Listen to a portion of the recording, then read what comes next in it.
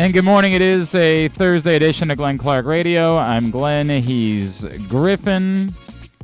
Just one day away from the return of baseball coming up on the program today. We're actually going to talk some Ravens. Jeremy Fowler from ESPN.com and ESPN Plus has been doing these rankings. He's been talking to folks around the NFL in the lead up to training camp and sort of ranking each position.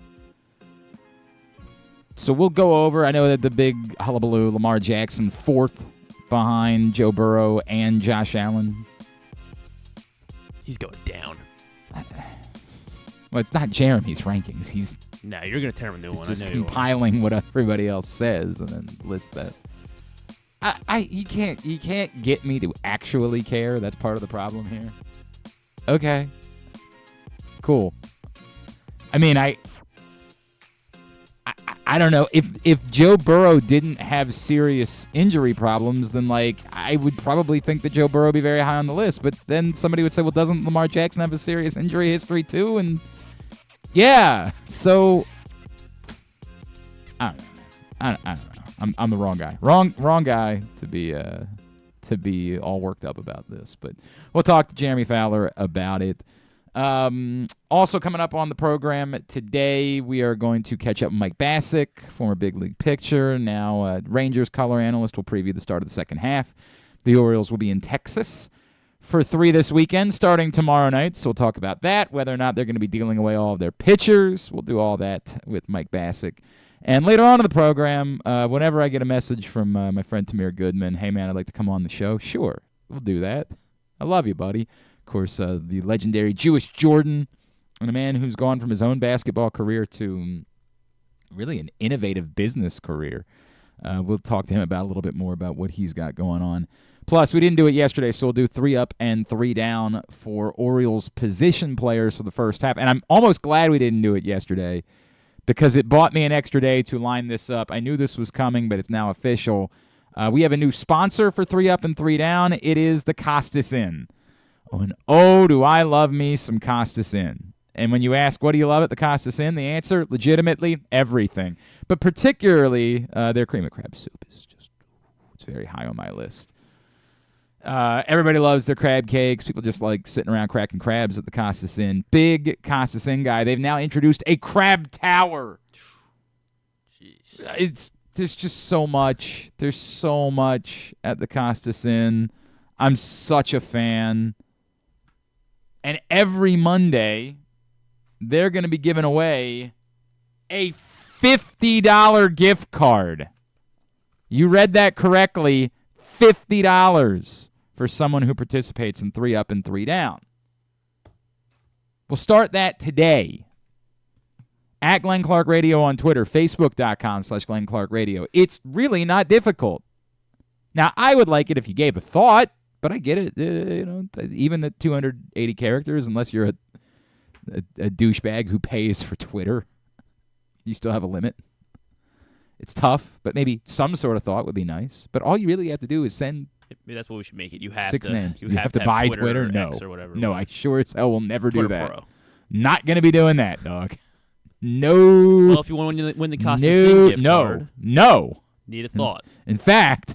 Need about 4,000 characters worth of thoughts. Yeah, no, that's not going to be a thing. We're not going to do that. But if you want to make it 2 tweets in order to do that, I'm fine with that. It's very simple. 3 Orioles. Every Monday, it's for the previous week. So, for example, this Monday, it'll only be for 3 games.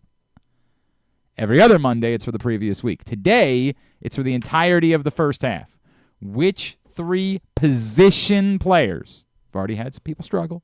Which 3 position players? Well, yeah, so James McCann, he pitched a little bit. Yeah, no. I can see the confusion. Which 3 position players are most deserving of praise? Which 3 are most deserving of scorn? That's what we want from you. And if you send me a list, you will be registered to win a $50 gift card from the Costas Inn. Seems like a win-win. At Glenn Clark Radio on Twitter, Facebook.com/Glenn Clark Radio. You can get in that way and get registered. I don't have a lot to talk about. I could talk to you about the fact that I finished The Bear last night. We could talk about that if you'd like. It's bad. The Bear's bad? Oh, yeah. It's bad. I'm sorry. I wish I could report otherwise. It's bad. There's a lot of reasons why it's gone bad. I told you at the beginning of the season I was fearful that ultimately they really screwed up in trying to make it a fine dining show, and they did. Like that's been awful. I mean, just awful. The only thing that's added to is, the nature of, hey, the entendres of his nickname's the Bear, the restaurant's the Bear, and the Bear is anxiety, right? And that, like, the only thing that has been good for is more anxiety. But they didn't have a problem with that in the old place. Like, we weren't missing it. It's not like in the beef shop we were struggling with whether or not the Bear was also anxiety. We got it. That's been a big part of the problem, but it's also a big part of the problem that they're just not doing anything. Like, they did an entire season where, like, nothing happened. They opened the restaurant. End of list. It's bad. And it also, it almost, what I fear it's become is what fine dining is, which is it good? It doesn't matter. It looks good. We care about what it looks like. And again, it looks like there's something happening. But if you're watching the show, there's nothing happening. So maybe it's just a larger metaphor for maybe, but you don't get credit for that because you need to be a good television show. And the only saving grace from this season, again, the acting is still... For 2/3 of it was a good television show, right? No. What do you mean? Like the first 2 seasons. Oh, the first season was excellent. The second season was good, but like you were starting to wonder a little bit. This season is not. It's not good. The only saving graces are they used a wonderful Counting Crows song called Murder of One at the end of episode 9, like thumbs up. And they did a really cool cover of Save It for Later that Eddie Vedder did that they've been using in all the promos and they've been running it, and it's very good. That's and the acting for the most part is still very good, but they're not even really letting them act. They're just obsessed with these like scenes where it's just facial expressions and flashbacks, and I don't know what happened, man. It's sad. It's just not. It's not a good show anymore. It's not like I won't watch the next season. Like, I'll give them the opportunity, and I don't quit things, but. Unless they cancel it. I felt a certain way after 2 episodes. I was like, I don't think this is good, but I'll reserve judgment until I'm through. I'm through. It's not good. It's not good. It's not good television. It might still. Again, the best way I could describe it is it feels like 10 episodes of Restaurants. Am I right? Like, that's all they had to say for 10 episodes. Bad show. Sad. Makes me very sad because I love the Bear. But so that's what I got to talk about because there's no sports to discuss. There's nothing there. No further rumblings about Tarek Skubals. What's going to happen? No new reports, no new rumors, nothing like that. All the same stuff. We hashed through all of that yesterday. There's not a whole lot more to say at this point about it. It's what it is. No new bizarre comments from Rob Manfred in the last, like, maybe we'll do this. Maybe nothing like that. There's really, Caitlin Clark had a big game last night. Had a really nice game. It was cool. Yeah. It was cool. It still doesn't have any impact. The number, this is who we are as a society. As a society, Caitlin Clark has a big game, and all we can do is, what's the most recent talking point that we can fall back to? Instead of just saying, hey, Caitlin Clark had a great game, or Caitlin Clark's playing really well this month, or whatever it is that you want to say, it's always, this is proof that she should have been on the Olympic team. No. We'll see this Saturday. No. What, the All-Star game? Yeah, it's the All-Star. So it's versus Team USA. Yeah, versus Team USA. So when Angel Reese and Caitlin Clark kick Team USA's butt. No, that won't tell us anything. We have to send the All-Star team instead of Team USA. Anything at all. Somebody messaged me. I guess Drew's been obsessing about this on his website. Boy, there's nothing going on. By the way, it's British Open week. I would think that would be all that Drew would care about. Apparently, ESPN did some list of the best athletes of the century. By the way, hell of a time to do that when you're 24 years into a century. Well, Nailed yes, it. The nearly quarter. This is the perfect time. So, like, I mean, I get it. This is what happens in a week like this where there's just nothing going on. Like, you're desperate for something. So this is my response. Who cares? I didn't see the top 10 yet. Michael Phelps was number one. Number one? Baltimore's own okay. Michael Phelps was number one. I gotta make sure I stay on him. Michael Phelps 1, Serena Williams 2, Leo Messi 3, LeBron 4, Tom Brady 5. I guess you can't argue it. I mean, I can't argue that all of those are very high on the list. I have no idea. Like, again, if you said to me, rank I don't know, they would definitely be in the conversation. There's no doubt about it. So what, Ed Reed was 99? He was somewhere on the list. I don't know. Ray Lewis was on the list somewhere. Who cares? Joe Flacco's on the list, right? No, Joe, I don't think quite made it. I think he came up a little bit short. So yeah, now I get the issue. Oh yeah, that's what. I'm imagine this being something that you would have even a thought about. I mean, imagine. I'm sorry. I know this is like again. This is why they won't be hiring me to replace Skip Bayless on Fox Sports 1. You can't get me to. And the idea that like you're outraged by it, it's so embarrassing. Like somebody told me that Pat McAfee was. I couldn't believe it. Pat McAfee's on ESPN ripping the list. No, that's what they want because he's talking about it.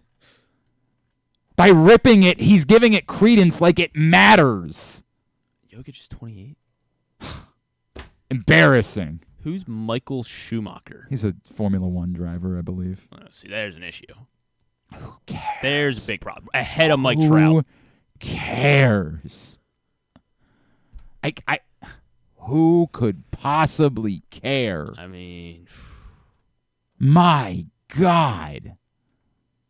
I just don't like what is your disconnect if this is something that you are worried about? You said to me, Glenn, who's the most prominent athlete of the 20th century or 21st century? I guess probably LeBron James. Like, he's probably stood out the most. But then somebody would say, hey, football's bigger than all other sports, so isn't it just default the best, like the most significant NFL player is the most prominent athlete? Like, who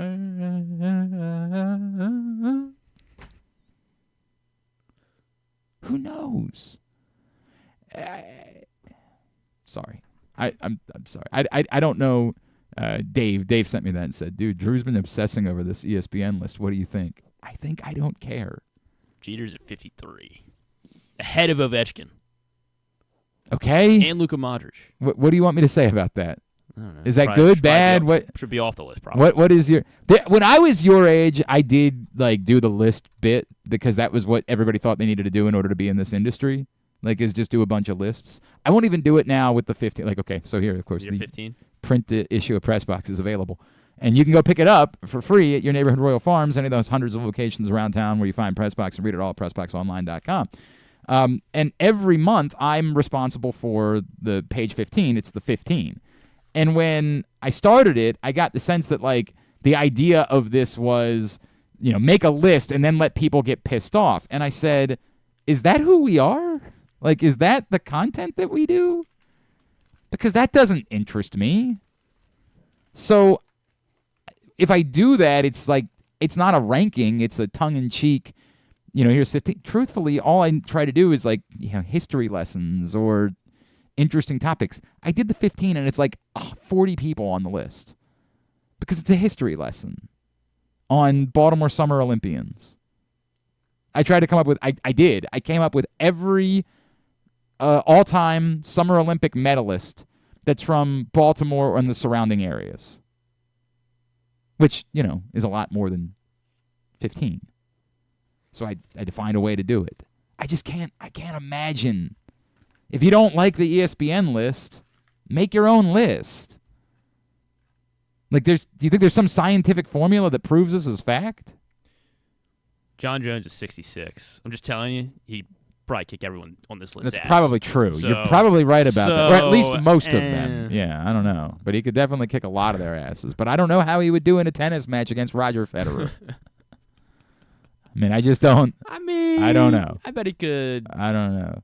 get a point. I get it's weird. No, actually, it's kind of weird. The only thing that I would say in like reading that top 5, Tiger Woods isn't until 8th, and like I get it. Tiger Woods dropped off significantly, but he still won the majority of his. Wait, how many is it? 16? Is that how many he's won? 16. I think he's won like 14 of them since 2000. So that's a little weird, right? Like that's a little 15.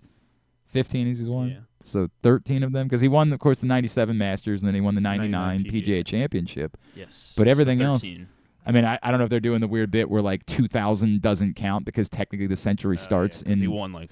In 2001, because he won 3 of them in 2000, because that was when he won the famous Tiger Slam leading into the Masters in 2001. Still, even if you took away 5, that would mean he's won 10. 10 this century. I don't know, dog. Just putting it out there. Whatever, man. Aaron Rodgers, 91. I mean, he only won 1 Super Bowl. I don't know. Guess, I don't know what to make of that, really. Connor McDavid's only 98. Embarrassing. Kind of, yeah. Effing embarrassing. Who cares? Okay, sorry. You know what? I just did the thing. We spent way too much time talking about that. Way too much. Like 3 minutes. It's still too much. Like there is nothing to say. Ray Lewis 61. Okay. So they have him ahead of John Jones. That'd be interesting. Ray Lewis wrestling, and Ray Lewis is a Hall of Fame wrestler. I don't know. That would be fun. It would. I agree. John Jones, Ray Lewis wrestling match. You setting it up? Who are you going to get in touch with in order to make it happen? We know someone at the arena, I guess, right? Like we do know lots of people at the arena. We do know that. I think they're friendly though. So I remember John famously wore a Ray Lewis jersey into the arena when he had the Glover Teixeira fight in Baltimore all those years ago. Well, I'm sure he can quickly turn and flip. And sell this wrestling match. Okay, sure. Yeah.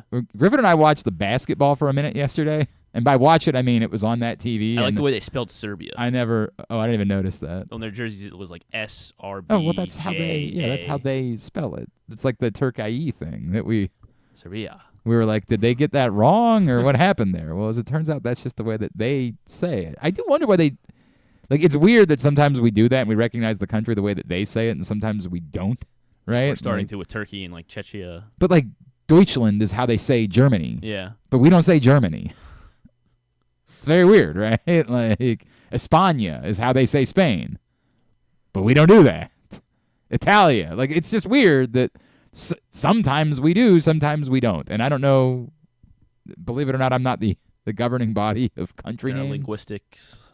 Expert. I don't know. It might be like there's a legal way that it's written, and they legally write it as France or Italy or Germany or whatever it is. This is a little above my pay grade. I can't really help on this one. But we watched a little bit of it, and I don't know. The basketball players are good. Steph Curry been making some shots. Oh, Brian Powell messaged me yesterday and was about my rant about camera angles, and said I would like to put Maryland Stadium on that list. Yes. Awful. An abomination. The only benefit out I'll give Maryland Stadium is it's much. By the way, you're doing a hell of a thing of losing track of time today. We gotta lock that up a little bit. You're the producer of the show. Let's lock up keeping track of time today. I was trying to get it so that I trying to get what? So I share the tweet right as. Okay. Right on time. Sure. I still got a second here. Sure. No, you don't. It's 10:20. No, it is. Brian Powell, yes, you're right. 1,000%. It's awful. Atrocious. Again, the only thing I can say is, like, at Maryland Stadium, it's an older stadium, unlike the soccer stadium in D.C., which they built a couple of years ago with apparently no thought whatsoever for, hey, we need to be able to film television shows here. But all of them on the list. And with sports now being completely driven by television, and it's whatever, television versus streaming, because I get it, like the MLS airs on Apple. It's nonsense. So, yes, you're right. Maryland Stadium, dreadful camera angles. Awful. an abomination. Completely agreed upon that. All right, let's get into some football conversation this morning. Our first guest today has been spending the last couple of weeks, clearly he's been spending the majority of the off season working on this project, but it's been shared the last few weeks over at ESPN.com and ESPN Plus, talking to executives and folks around the NFL to put together rankings at various positions. And the one that got the most attention here in Baltimore was, of course, the quarterbacks, and probably the same way in most cities. I'm interested in a couple of the position groups, running back and all that. Joining us now, ESPN NFL insider, he is Jeremy Fowler, and he's with us on GCR. Jeremy, it's Glenn in Baltimore. It's great to chat with you as always, man. Thank you so much for taking the time for us. Hey, anytime. Thanks for having me. Jeremy, I guess we'll start with quarterbacks because it's, that's what everybody cares about the most. I don't really have any issue. I thought it was interesting the way that you put it. While people in Baltimore will always be defensive and say, how could Lamar Jackson be below Joe Burrow and Josh Allen? What you were saying was that in doing this exercise, it's the first time it feels like Lamar is really getting the respect that he has deserved from folks around the NFL. Yeah, it's certainly been long overdue for him to be a top 5 passer or ranked as such in league circles. He was always a questionable ranking. He was 7 or he was 9, or one year he was out of the top 10. So clearly the guy wins like nobody else but Tom Brady, 75 career win percentage, 2 MVPs. Hard to argue with any of that. People have their beliefs probably coming out of the draft. I'm sure they felt like he wasn't as polished as a passer in the pocket as he needed to be. This year he really got the chance to address that because he was in more of a passing offense for the first time. And, he certainly delivered. So obviously there's still sort of that playoff work hanging over him, the 2-4 record there. But I just think over time that will probably come as well. Clearly that hangs over him, and it hangs over this franchise at the same time. I do think it's interesting, right, Jeremy, because I've almost wondered how much of that has impacted Lamar. And a year ago, we saw him put on this weight and, almost like he had this obsession with, I'm going to prove something to people. And in a weird way, there were times where I thought it was to his detriment, right? I thought there were plenty of times where there was open space on the field to go to, or we didn't necessarily see him hit that second gear as a runner that we had seen him do. And I don't know, maybe it's interesting that we see him slim down a little bit this offseason. Like, okay, maybe winning over the hearts of NFL executives in a isn't quite as important as always being able to make the best play that I can make for this team. Right. In that year, 2022, I think it was the year he added some of the weight. Yeah. That was a weird year because he got hurt at the end, and there was sort of a question whether he could play or not. There was a lot of uncertainty around his future. So I think there was a combination of factors that probably contributed to his play and the team's play, So I think going into this year, he was emboldened because, he wanted Odell Beckham, and they delivered that for him. Right. He think the whole offense, and John Harbaugh knew that they needed to reinvent themselves on offense. They did that with Todd Monken, who was great. So it all just sort of came together, Zay Flowers is a great pick. He got more help, and it showed, and he delivered in that way. So it was a weird couple of years there, I think, in part because of the contract. What surprised you, just specifically with the quarterbacks? Like Jalen Hurts falling outside of the top 10, I know Tua is such a polarizing figure. Was there anything that surprised you the most about the quarterback specifically? So let's see. Dak not being higher than 10 just because of the performance he had last year. He's always the quarterback that gets a lot of top 10 votes, doesn't necessarily get a lot of top 5 votes. Right. That always hurt his case a little bit. Yeah, Jalen Hurts, I would say, was a little surprising, but I think some of these players, and whether it's fair or not, going into the league, scouts and coaches and execs might see a player that they feel like has a ceiling or isn't as good as some other guys, but when he plays really well, you have to put him in your top 10, which was the case for him last year. When he didn't play so well, you probably lean back on your original feeling about the player, and maybe it's sort of an I told you so moment. But obviously, I do think with Jalen, he got a pass from voters because of his knee injury and just the static offense as a whole around him last year. So nobody was really knocking his play, but that was a surprise that he fell as a result, because there really wasn't another underlying factor that resulted in it. It was more like, well, he wasn't in a great circumstance. That's fair. So yeah. You thought he would get more of the benefit of the doubt and stay in the top 10, and he didn't. Trevor Lawrence fell from 8 to 16. That's a pretty gigantic fall for a guy who's really talented. The other one to me, I am terrified, Jeremy, of C.J. Stroud. Like, the Texans terrify me. That they were that good that quickly, he was that legitimate, and then you add in Stephon Diggs into that conversation when they already had really good wide receivers. And I would assume their run game is better too. Like, the Texans are scary to me in the AFC this season. Yeah, certainly. They ended up with 6 top 10 players in my rankings over 11 positions, which is tied for third most. Okay. And so they have a really good roster, and they support CJ around them. There's an offensive system that fits him well. Bobby Slowick, the offensive coordinator, will be a hot head coaching name this year, most likely. He put Stroud in good situations, and I think people some didn't realize how well C.J. Stroud read the field. You get this Ohio State stigma a little bit, and is he going to be like the other Ohio State quarterbacks? Well, they couldn't read the field like he can.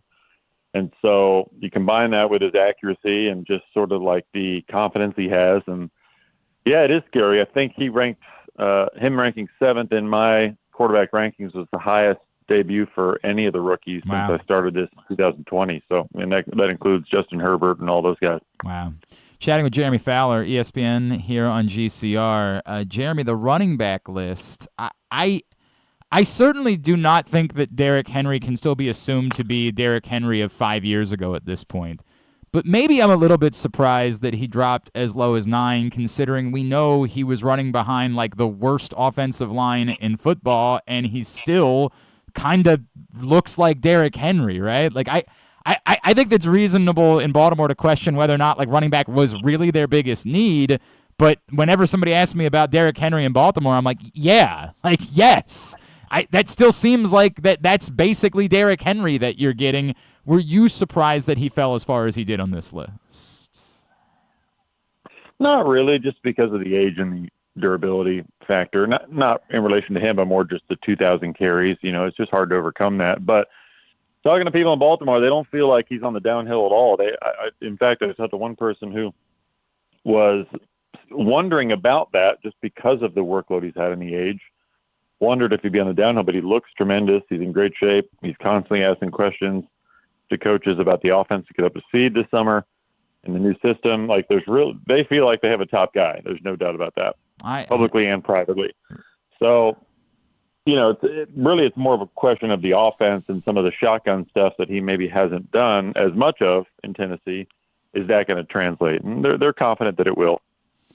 Let's move to defensive tackles, where Justin Madubuike was not ranked a year ago and moves up into the top 5. Obviously, you put together the type of season that he did a year ago. That's maybe not all that surprising, but in a weird way, it feels like Justin Madubuike is someone we've been waiting for this from. Like, there's been this belief that this was the player he was going to become, correct? I think so. There was definitely a feeling going into his 4th year that things were sort of designed around him and that he was going to be able to eat in that defense. He kind of came out of nowhere a little bit in that he was a rising player but didn't have the big numbers and really didn't get a lot of traction in my defensive tackle rankings a year ago. So he did sort of pop up on people a little bit. But I know it was going into the year, there was some buzz about him free agency-wise. Like, okay, this is a guy that probably can make a lot of money if he can put together a big year. And that's exactly what happened. So the Ravens have traditionally let some of those big money free agents go, right, but they decided to franchise tag him and keep him, which says a lot about what he can do and his fit in the system.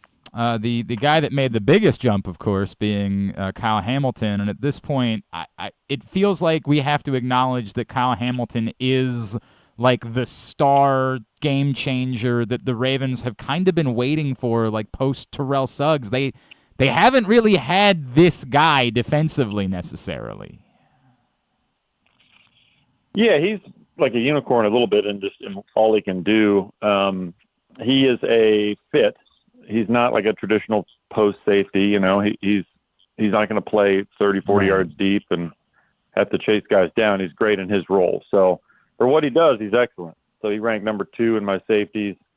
And it was close between him, Jesse Bates in Atlanta, and Minka Fitzpatrick in Pittsburgh, who usually is top one or two. He just didn't have the ball production last year. It feels like do you almost have to create a different category for someone like Kyle Hamilton? Because like it's difficult to just label him as a safety versus like whatever we want to call this now, weapon, jackknife, whatever it is.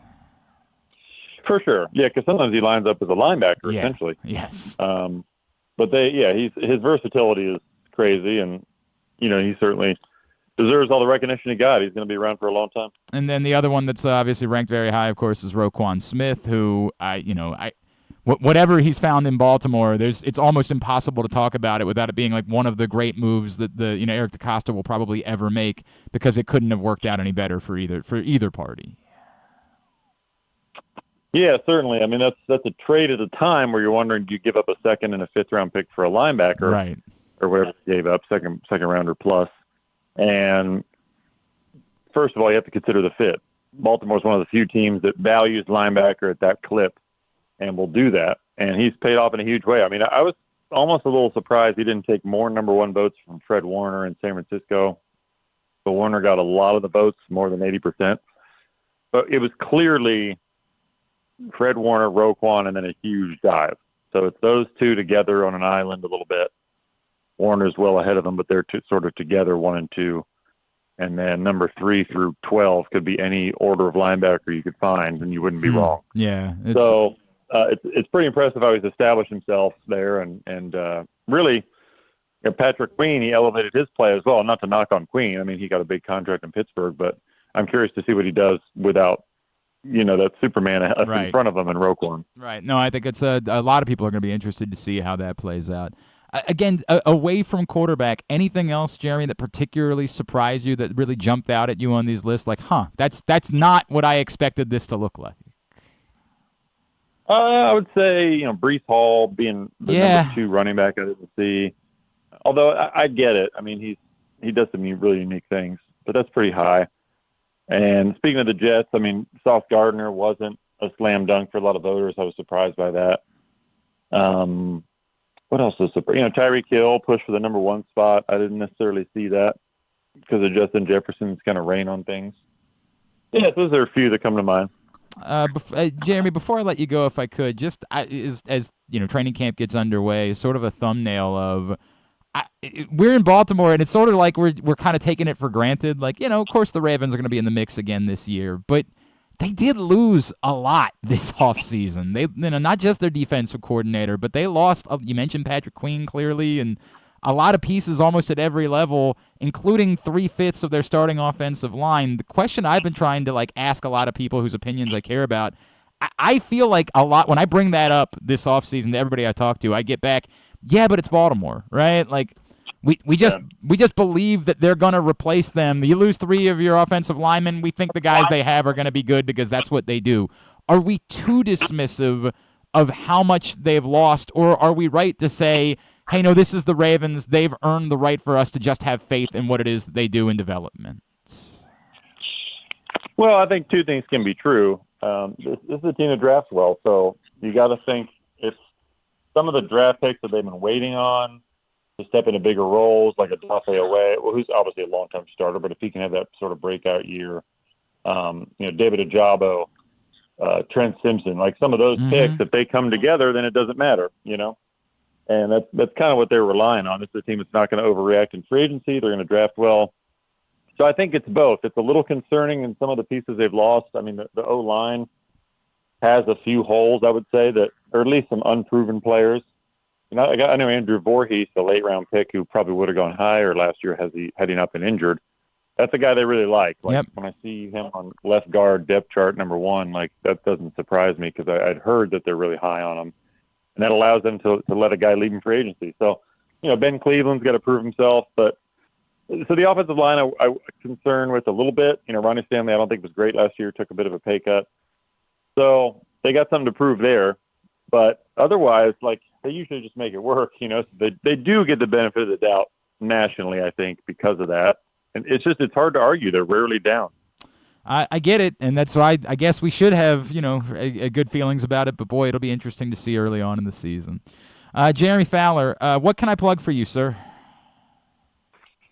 Oh, nothing much. Just, I got the top 10 series wrapped up today. You can check it out at ESPN.com. And, of course, at Jay Fowler, ESPN, as always, is how you can follow him on Twitter. Jeremy, really appreciate it, man. Thanks for spending the time with us this morning.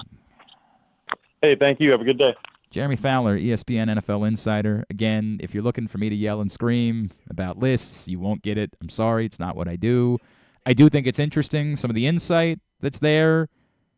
If you're mad about Lamar Jackson, I thought what he said, if you're mad about Lamar Jackson being fourth, it's mitigated by what he's telling you is the feedback from around the league is actually like way more respectful.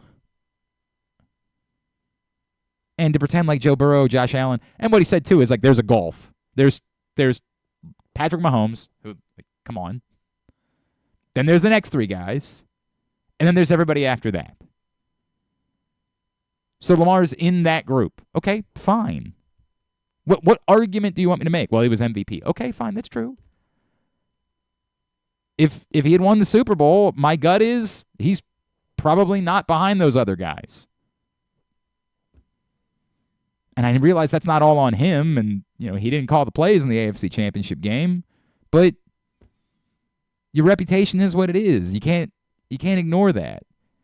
If they had won the Super Bowl last year and Lamar had a hell of a postseason, and then he was behind Josh Allen on this list, then I would think that we would have a fairly good reason to be fired up. And if you wanted to yell, I could yell about it. But come on, man. It's fine. It's fine. I actually really am, of all of the Ravens on this list, it is Derrick Henry that's the one that's like most puzzling to me. And Jeremy Fowler's point that like, hey, it's just like he is this age and he has run the ball this many times, and it seems like there's just this expectation, but that's not really the reality of what we've seen from Derrick Henry. That would make more sense like next year if you see him fall off. Like expecting that he's going to fall off. I understand, because running backs at 30, first of all, we don't tend to see a lot of running backs at 30 anymore. But he was averaging over 4 yards per carry behind the worst offensive line in football. So I guess I am a little bit surprised that Derrick Henry's still 9th on the list. I'm a little bit surprised by that. And yeah, what he pointed out with Breece Hall, I didn't even see that when I looked at the list. Like, really? I think he's a nice player, but number 2? That's wild, Jack. Where's he going in fantasy drafts? I haven't even started doing any work on that. I haven't even considered it. I know KZ was in here last week. Is he? Hang on. I don't know what his ADP is right now. Fantasy football ADP. This is what we're doing on July 18th. There was no baseball game last night. ADP 2024. All right. Sick. No? Average draft position. It's been McCaffrey 1. This is according to Fantasy Pros. McCaffrey, CeeDee Lamb, Tyreek Hill, Jamar Chase, then Breece Hall 5. Okay. But actually, apparently, it's like the top 3, and then Chase, Hall, Jefferson, and Bijan Robinson have been. Okay, yeah. Now I'm seeing 7 some places. Yeah. Are we doing Bijan Robinson again? Are we doing that to ourselves? Someone else can. Yeah. I mean, like, there's a point at which I'll be interested. If I have the 10th pick and and he's the 12th pick, right? Yeah, I ain't doing that at 6. I know that much. I ain't doing it there. I can't. I'll have an appetite for some things, but it won't be for Bijan Robinson at 6, man. I ain't gonna let that hurt me again this year. Bijan Robinson's he's your bear. What? He's your bear. Oh, that's. I get it now. Sorry. Yeah. Like what? I try to think if there's somebody that I'm utterly high on this year, like in drafts that nobody. Oh, I am. I'm not gonna tell you though, because I know. Why not? Because I don't. Because what? We're gonna be in a league together. Oh, I don't give a rat's ass about that. I would tell you tomorrow. I mean, like the notion that it's all gonna work out for you. I feel like I'm gonna be the guy. I really don't know what the thing is that I'm gonna be all up and hot and steamy about. I mean, last year I was hot and steamy about the Bears, so.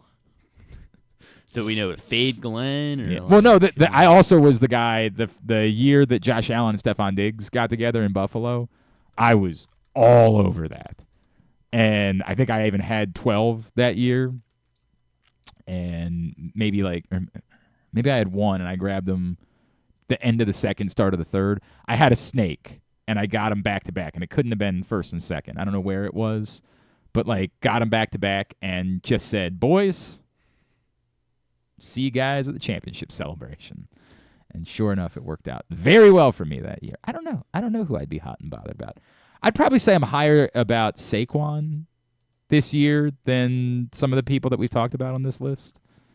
And maybe that's dangerous, right? That I'm just assuming that he gets into a different place and all of a sudden, but I really do think it's dangerous with any running back. Yes, Not that McCaffrey, right. That part's true too, but there really does feel like there's something to put him in that offense, where it's not just him. And then when he touches the ball, I don't know. I feel like I'd be a little bit higher on Jordan Love's my guy. Yeah, I'm pretty high on Jordan Love, but I don't even know if I'm higher on Jordan Love than I am on C.J. Stroud, right? I don't know why we all think C.J. Stroud's really good, but then we don't have him anywhere near the conversation. Hang on a second. C.J. Stroud at Fantasy Pros, he's the 6th ranked quarterback right now. I think the idea that I get it because Anthony Richardson's gonna run. I do understand the thought process on Anthony Richardson, but boy, it feels aggressive the way we're talking about Anthony Richardson. They have a little strength of schedule thing as well next to the players, so he has got apparently he's got the best schedule of any. Who? Anthony Richardson. So I don't know how much they're factoring that into rankings. I don't know. Very weird. That's swaying ADP when people see that. That's the thing. People That's that's what it is. Schedule. That's very weird. Take him before C.J. Stroud. All right. When we come back in, we're going to talk some baseball, preview the start of the second half, and the Orioles will be down in Texas taking on the Rangers. Mike Bacsik will join us to preview Texas and talk a little bit more about the trade deadline. That's on the way on a Thursday edition of Glenn Clark Radio. Treat yourself and taste the Baltimore tradition that is the legendary Costas Inn. Hey, it's Stan the Fan Charles. For over 50 years, the Costas Inn has been a Baltimore original, dishing out their legendary fat, delicious, award-winning crab cakes and steamed crabs. It's crab season, so sit back and crack some crabs while watching the Birds pursue another divisional title on Costas' 15 TVs. On Monday night, the Costas Inn offers their half-pound jumbo lump crab cake with 2 sides for under $30. So head on down to the Costas Inn today at 4100 North Point Boulevard or visit them at costasin.com. Gambling can be a fun and entertaining experience, but there are risks involved. If you're planning on betting on the game at the casino or on your phone or computer, know your limit, stay within it. Set a budget and a time to stop. Remember, gambling isn't a financial solution and it doesn't mix well with alcohol or drugs. Know the risks and have a plan before you begin gambling. For free and confidential services, call 1-800-GAMBLER 24/7 or go to helpmygamblingproblem.org. Discover one of Baltimore's hidden gems at Guilford Hall Brewery. Enjoy dinner in our spacious brew pub, sip a signature cocktail in our outdoor, dog-friendly beer garden, or take a tour of our brewery. Discover your new favorite local craft beer. From crisp lagers to hoppy ales, there's something for everyone to enjoy. Pair your brew with delicious appetizers and entrees. There are options for the whole family, but you have to try our fan-favorite giant pretzel. Guilford Hall Brewery, where every sip is a celebration. Visit us online at guilfordhall.com. Make the most out of every day in your Toyota RAV4. Available in hybrid or gas-only models. A RAV4 can get you where you want to go in style. Check out buyatoyota.com for deals on new RAV4s from your local Toyota dealer today. The drug scene in Maryland is changing. Fentanyl and xylazine are being added to street drugs, and you may not even know it. Xylazine is not even intended for humans, and fentanyl is an opioid 50 times stronger than heroin, and contributed to over 80% of overdose deaths in our state. Anyone who uses drugs, even occasionally, is at risk of overdose. To learn more, visit stopoverdose.maryland.gov or call or text 988. There he is, Agent 00 Chicken. Nothing can keep him from Royal Farms Chicken Palooza. Because right now, he can get a 3-piece world-famous chicken box for just $8 with a portion of each sale donated to a local charity. Plus, register to win world-famous chicken for a year. Come to Royal Farms Chicken Palooza. It's a real thriller, but it's only for a limited time. Real fresh, real fast. Royal Farms. The latest edition of Press Box is available now, and on the cover, Glenn Clark and Stan the Fan Charles sit down for a sports conversation with Maryland Governor Wes Moore, discussing the Orioles and Ravens stadium leases, the future of horse racing in Maryland, and how his own football career at Johns Hopkins shaped him as a leader. This is also our annual travel issue with information about sports tourism opportunities in Maryland for your family to take advantage of throughout the summer. Press Box is available for free at over 500 locations throughout the region, including 60 Royal Farm stores, or you can read the entire issue at PressBoxOnline.com, where you can find great betting advice and the best daily coverage of the O's, Ravens, and Terps. One of the things that's definitely wrong with this country is that this dude still has a job somehow, some way. Glenn Clark. All right, back in here on GCR as we continue along on a Thursday edition of the program. Coming up in just a few minutes, we're going to get into 3 up and 3 down for the first half of the Orioles season for position players. But before we do that, we will preview the start of the second half. We actually do this a little bit earlier on because of his own radio show down in Dallas, but an opportunity to talk some Rangers and some trade deadline with former MLB pitcher Mike Bacsik here on GCR. Of course, the second half of baseball season gets underway tomorrow, and the Orioles will be opening up against the Rangers, and that gives us a chance to catch up with Rangers color analyst, former MLB pitcher. He is Mike Bacsik, and he's with us now here on GCR. Mike, it's Glenn in Baltimore. It's great to chat with you, man. Thank you for taking a couple of minutes for us. Yes, sir. Thanks, Glenn. What's up, brother? Hey, mostly everything is good in Baltimore, Mike, except for, it got a little hairy for the Orioles at the end of the first half, so we got to get that straightened out. But other than that, life is good. I know that life is largely good in Texas because the team won a World Series a year ago, and so, hey, what do you really complain about? But how do you define what's happened big picture this season that the Rangers haven't been able to follow up on that? Well, I'll tell you what, I wish we were as worried as you as just having a few bad days before the All-Star break. Yeah. It has been an inconsistent team at best here in Texas, and the hitting has just been the thing that carried the Rangers last year. And this year, the hitting has been, to be nice, to use a nice word, has been inconsistent. Mm-hmm. The Rangers beat the Astros 2 out of 3 going into the break, but the last game, they had 3 total hits. They had a single to start the game off, and then a 2-run homer by Josh Smith, and then they were no hit until the 8th inning with a walk by Corey Seager, and then another surprisingly home run by Josh Smith. It has been really tough offensively for the Texas Rangers this year. Right. I know that Josh Smith has been sort of a revelation, but it feels like so many of the other young pieces maybe just haven't quite – I was all in on Evan Carter, for example, going into the year, right? What exactly has gone on with some of these other young pieces that we were so high on? Well, specifically with Evan Carter – he just came out of the gate slow and then jacked up his back, which he did when he was 19 years old. Okay. In the minor leagues. He's been a guy who has not been healthy even in his minor league career. So what he did in September and October was unbelievable. And I do think he can do that in his career pretty consistently, be close to a 300 hitter, a big-time on-base guy with a little bit of power. But he has kind of what the Rangers feel like right now is not an adult body yet. His body is a slender body that might not be able to handle a full major league season. So last year playing October baseball, I think crushed his body to be able to give you a solid 5 or 6 months of major league baseball. They're hoping to get him back at some point in August. And then when it comes to another younger guy who at the time last year when he got hurt, he was probably going to win Rookie of the Year in Josh Young. Yep. And then Gunnar Henderson took off. Josh Young was hurt. He's only played 4 games this year. They're hoping to get him back in the next week or 2, but he really hasn't played all year. And then Wyatt Langford, unbelievable spring training. He started turning it on in the month of June and in July, but he comes into the All-Star break with, I believe, if I have this right, an 0 for 20 streak. So he's just a young kid who's inconsistent, and they got to count on Josh Young and Wyatt Langford and those guys to come back and be better. Adolis Garcia has been below average. His standards and really below average in a lot of standards in Major League Baseball. So it'll be interesting. The offense has to get going here for the Texas Rangers, or they're just not going to get above 500, and they're not going to be a playoff contender. We're chatting with Mike Bacsik, of course, TV color analyst and 105.3 The Fan talk show host down in Dallas. Mike, I think that's sort of the secondary question now becomes we're less than 2 weeks away from the deadline, and particularly the pitchers, it would seem, would likely be on the market.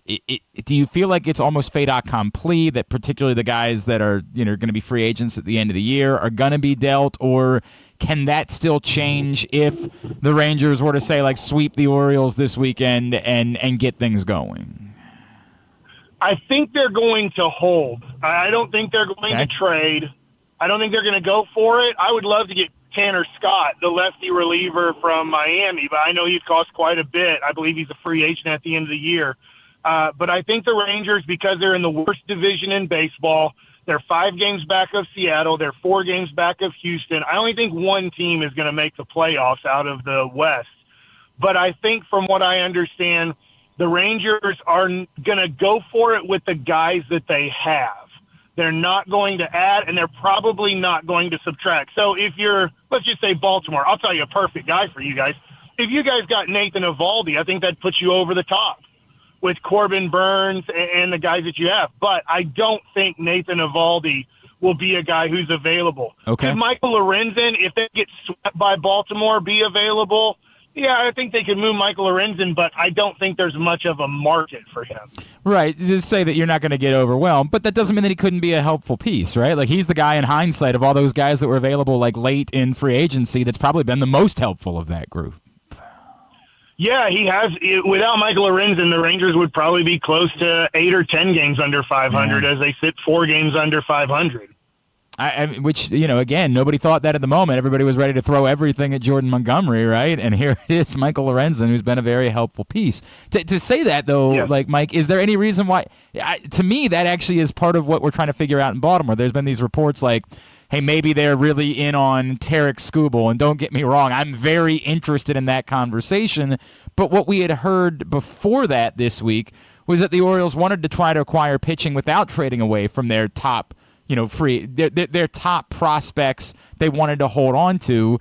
Wouldn't Michael Lorenzen maybe be the right fit? I've been talking about Eric Fedde a lot, but if you're looking for someone specifically that can be helpful for a team that needs pitching, but you don't want to trade out of that top group, wouldn't Lorenzen be the right guy to maybe eye at this point? He could be. The thing that I would be worried about, which we're worried about here, is last year after pitching Detroit and going to Philadelphia, he kind of died on Philadelphia. That's true. And right now, he's not pitching well for the Texas Rangers, and we're wondering if, maybe at 100 innings, like that marker, he just, I don't know. He's in shape. He's a great athlete, but we're wondering after a really tough kind of going into the All-Star break, what does he have left in the tank? So if you're Baltimore, I understand what you're saying, right? But if you just look at recent history, I just don't know if you're Baltimore and you're trying to win the World Series this year, if Michael Lorenzen would be a guy that you feel like you can count on come September, October, because he might just not have the stamina. So just to clarify, in this scenario, even though, say, Max Scherzer is going into free agency, your expectation is they just hold and try to ride this thing out the rest of the year? I think so. As the defending champs, I think so. Now, look, to your point, after they play Baltimore, they have the Chicago White Sox for 4 at home. If they get swept by Baltimore and they go 2-2 against the White Sox, we have a totally different conversation 8 days from now. But right now, from what I understand, being close to the Rangers are probably going to be a team that says, hey, this division stinks. This team proved last year it could find a way to make the playoffs and then do damage in the playoffs. with Kyler Malley coming back here pretty soon. I think Josh Young is coming back pretty soon. They're hoping that Evan Carter comes back in 3 weeks, let's say, that I think they're more likely to hold and not trade unless they're overwhelmed. And a guy like Max Scherzer was on with the Foul Territory podcast with AJ Przinsky, and he did say, I have a full no-trade clause, and I'm not waiving it. Okay. I'm staying in Texas. All right, well, then there you go, right? That's probably – Now, you're right. That could change, but that's right fair. now, that's what he says. And you know what? That does matter. And I look, I don't even know that Scherzer is necessarily the right – I know this is going to sound weird because he's Max Scherzer, right? But, like, I don't even know if that's the right piece for the Orioles, because if they're looking for an ace, they're presumably looking for one that's going to be around beyond this year because they're expecting Corbin Burns to go. So – you know, if you're paying a price, can I get a thought from you? Like, how will Mike, as a pitcher, all these Scooble conversations come up this week, right? And I'm just like, my God, like, yes. But then I'm reminded, hey, this is someone who's gone through multiple major, surgeries. Like, he's been through Tommy John once. He's been through another major elbow surgery. Is it worth, like, really? The talk is maybe even having to pay Jackson Holiday in order to do it, which is a difficult thing, but it's Derrick Skubal we're talking about. Would you be willing to pay a heavy price for someone like Derrick Skubal? I would if I felt like this year and next year were my only chances to win the World Series. But I look at Baltimore and I say, look, you got new ownership, thank God, because I think this Baltimore team can be a great team for a good 5 or 6 year period if the ownership is willing to pay Gunnar Henderson and Adley Rutschman. And you guys have a whole bunch of other young players. I love Grayson Rodriguez as long as he stays healthy. But let's be honest, he's not. Talking to Mike Maddox, there's two pitchers. There's guys that have had Tommy John surgery and guys that are going to have Tommy John surgery. And so he's going to get hurt in the next 2 to 3 years. He throws violently enough and great enough that he's going to blow out.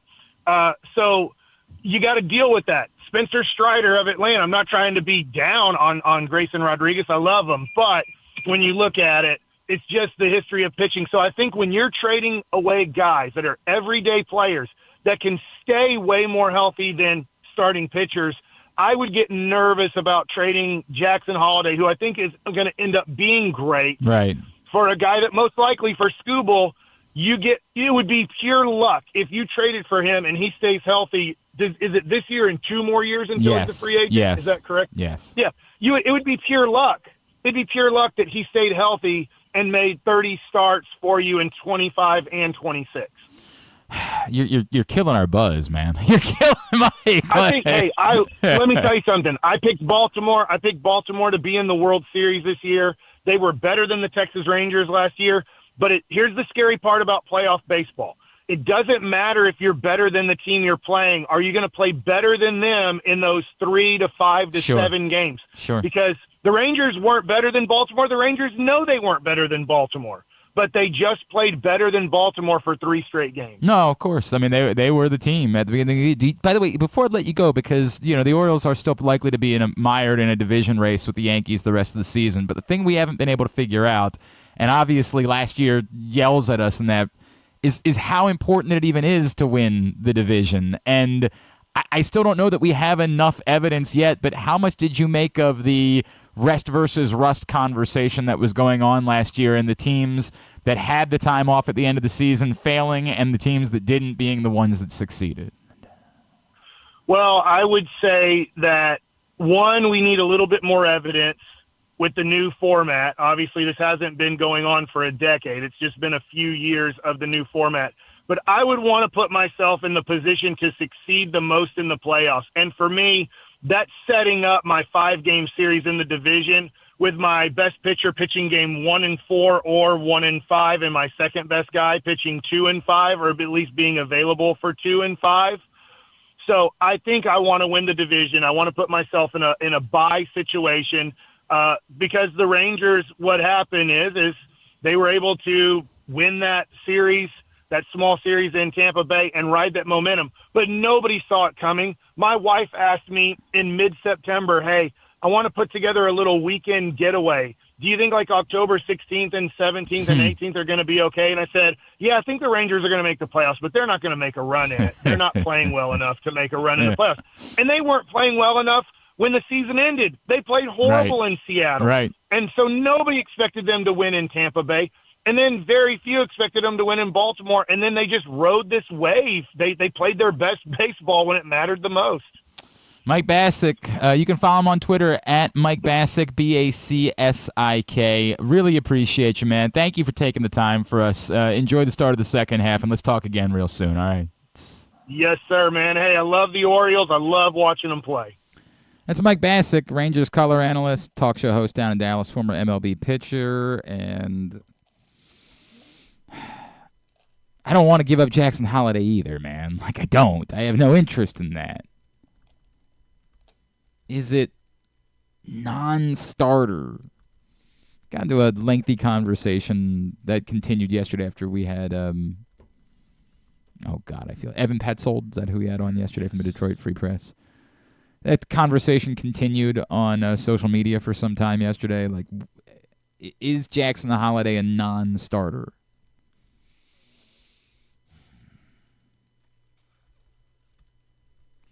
I know I'm supposed to say yes. Like, I know that. But I guess the way I'm approaching it is, if Mike Elias made that trade, would I melt down?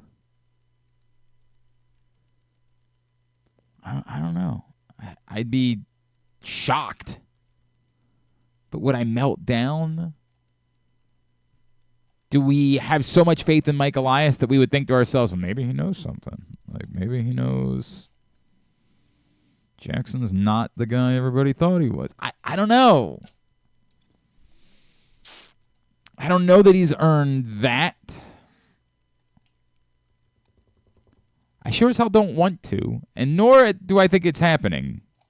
Not just, I don't think they're going to trade Jackson Holliday. There was another weird report, I think while I was gone, Dejan Kovacevic, who runs DKPittsburghSports.com, who's a longtime sports writer in Pittsburgh, like, he's plugged in. This is not a guy. This is someone who was a newspaper writer who decided to do his own thing.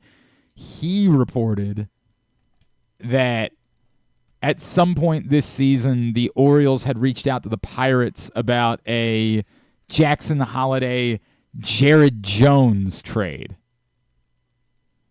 And everyone's response was, no, they didn't. Now, I don't know. I don't know why that would be something that, like, he would just make up, or that someone would try to plant with him. But it does make you wonder if in some bizarre world the Orioles maybe are a little bit concerned about Jackson Holliday not being who, and there's some, like, dude, if you can use him to get as good a pitching as you can possibly get, then maybe we do that. I don't know.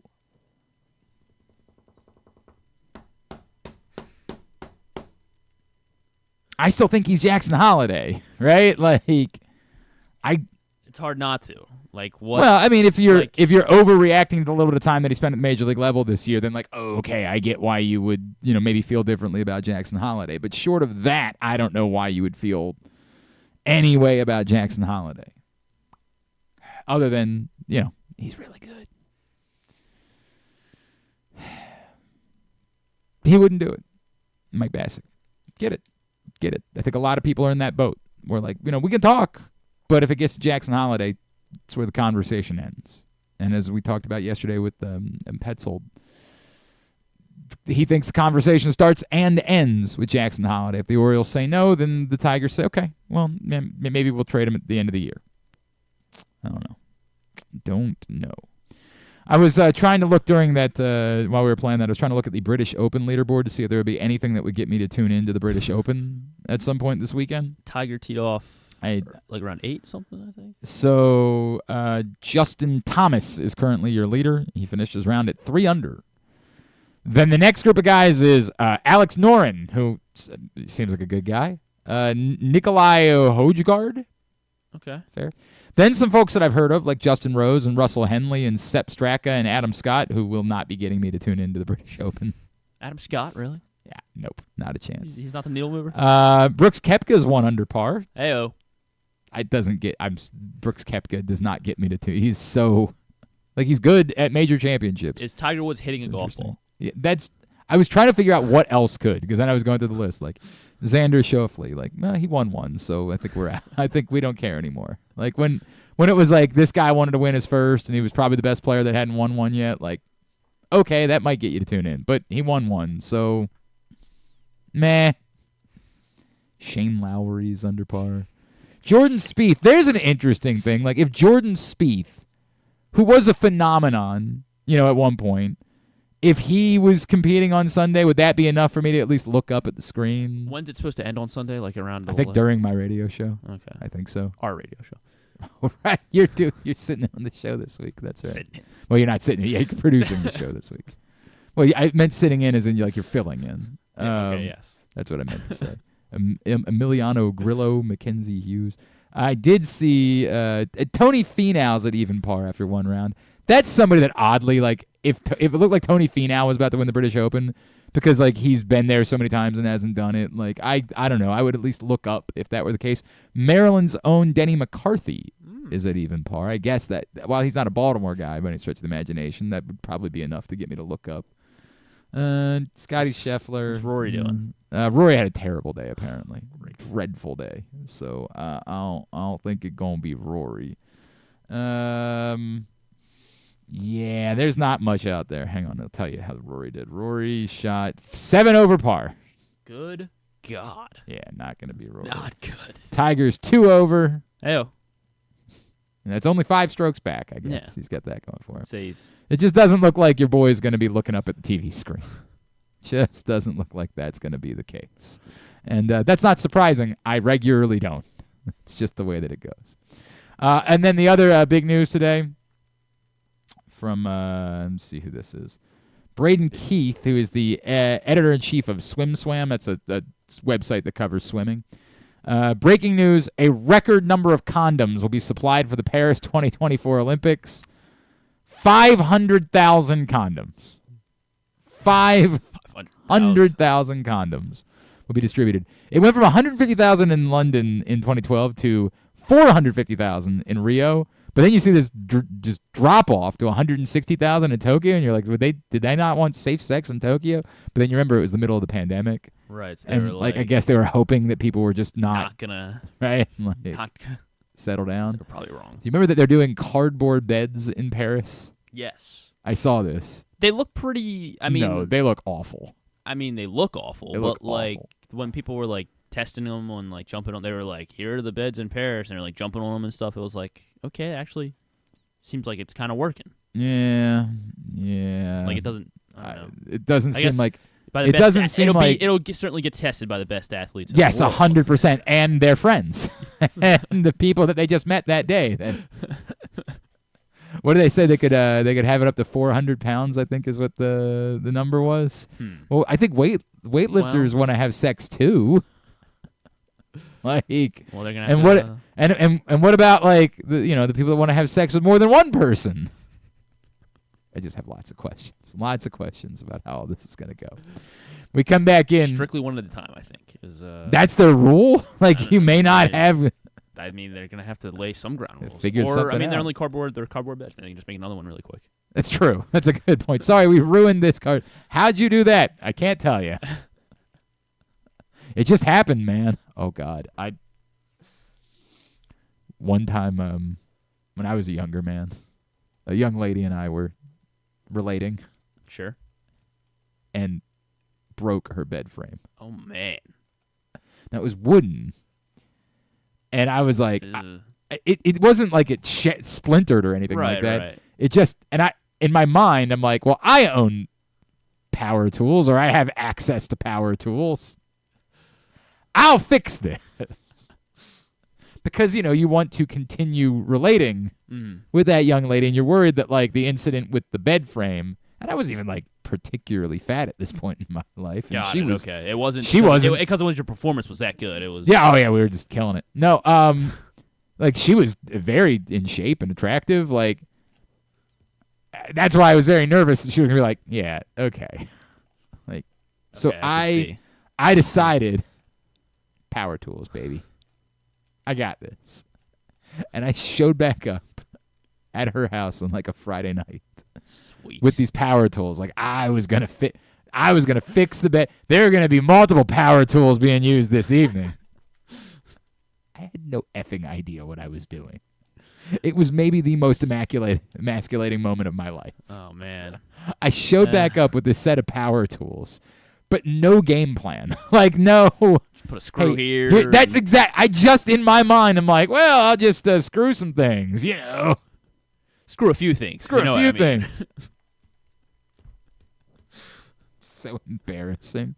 She's like standing there, like looking at me, like, "What are you doing, idiot?" And like, I could tell that she kept wanting to be like, "Just hand that over to me. Let me see if I can figure it out." But like, I can't do that. There's no way. That's gonna be the last tool I'm using here today. No way that's happening. I didn't fix her bed. I offered to purchase a new bed frame, which I certainly couldn't afford. But that's how like nervous I was about this being the end of the road. Yeah. That I had reached the boys to men, follow you down to the end of the road. So I can't let go. It's unnatural. Well, we weren't in a relationship, so I don't want to say you belong to me. That's not the way it was.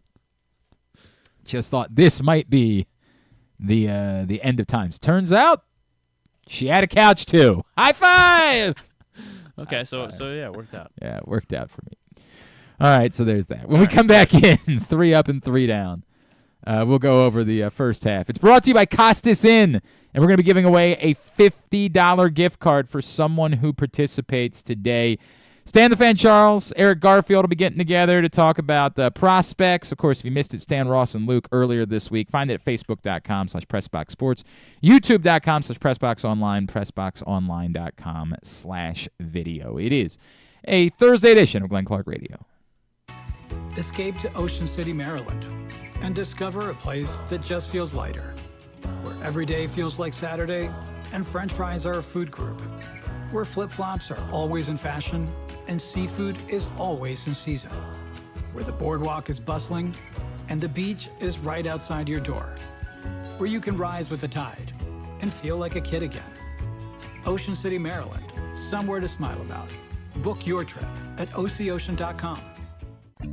Whether your focus is luxury and comfort, convenience and technologically advanced connectivity, or sporty performance and aggressive styling, we've got the perfect Highlander for you. Check out buyatoyota.com for deals on new Highlanders from your local Toyota dealer today.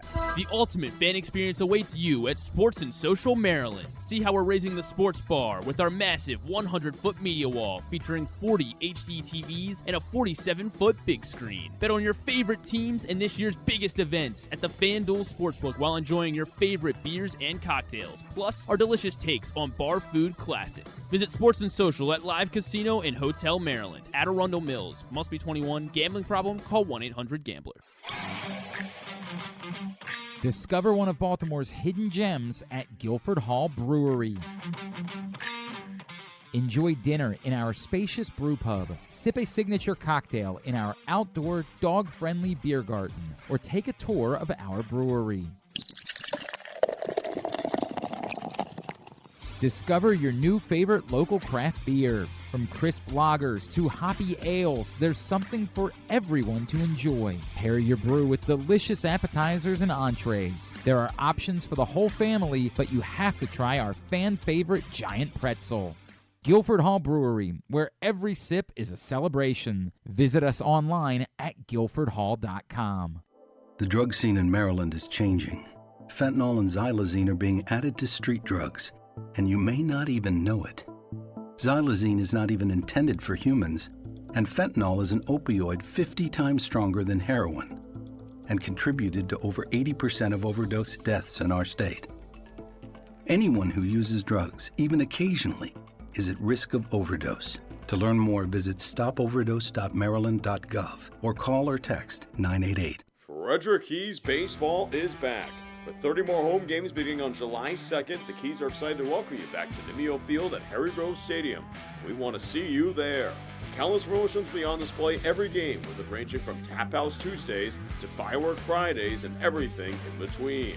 For more information or to buy tickets, call 301-815-9939 or visit frederickkeys.com today. Driving in Maryland? Did you know an Easy Pass from driveeasymd.com can save you time and money? Of course you did, because you are a thrifty driver. An antenna reads your Easy Pass transponder and automatically deducts the toll from your Easy Pass account. There, you just saved money with Easy Pass, all without slowing or receiving a notice in the mail. Well done, thrifty driver, well done. Get your Easy Pass at driveeasymd.com. The Ed Block Courage Award Foundation has been working in partnership with the NFL for 46 years to support abused, neglected, and at-risk youth across the country, partnering each team with a children's facility or program that supports the well-being of those in need. Annually, one player from each team is selected by their peers to receive the Courage Award for their inspiration on and off the field. Learn more about how the Ed Block Courage Award Foundation makes a difference, and be sure to check out their latest podcast and web series episodes at edblock.org.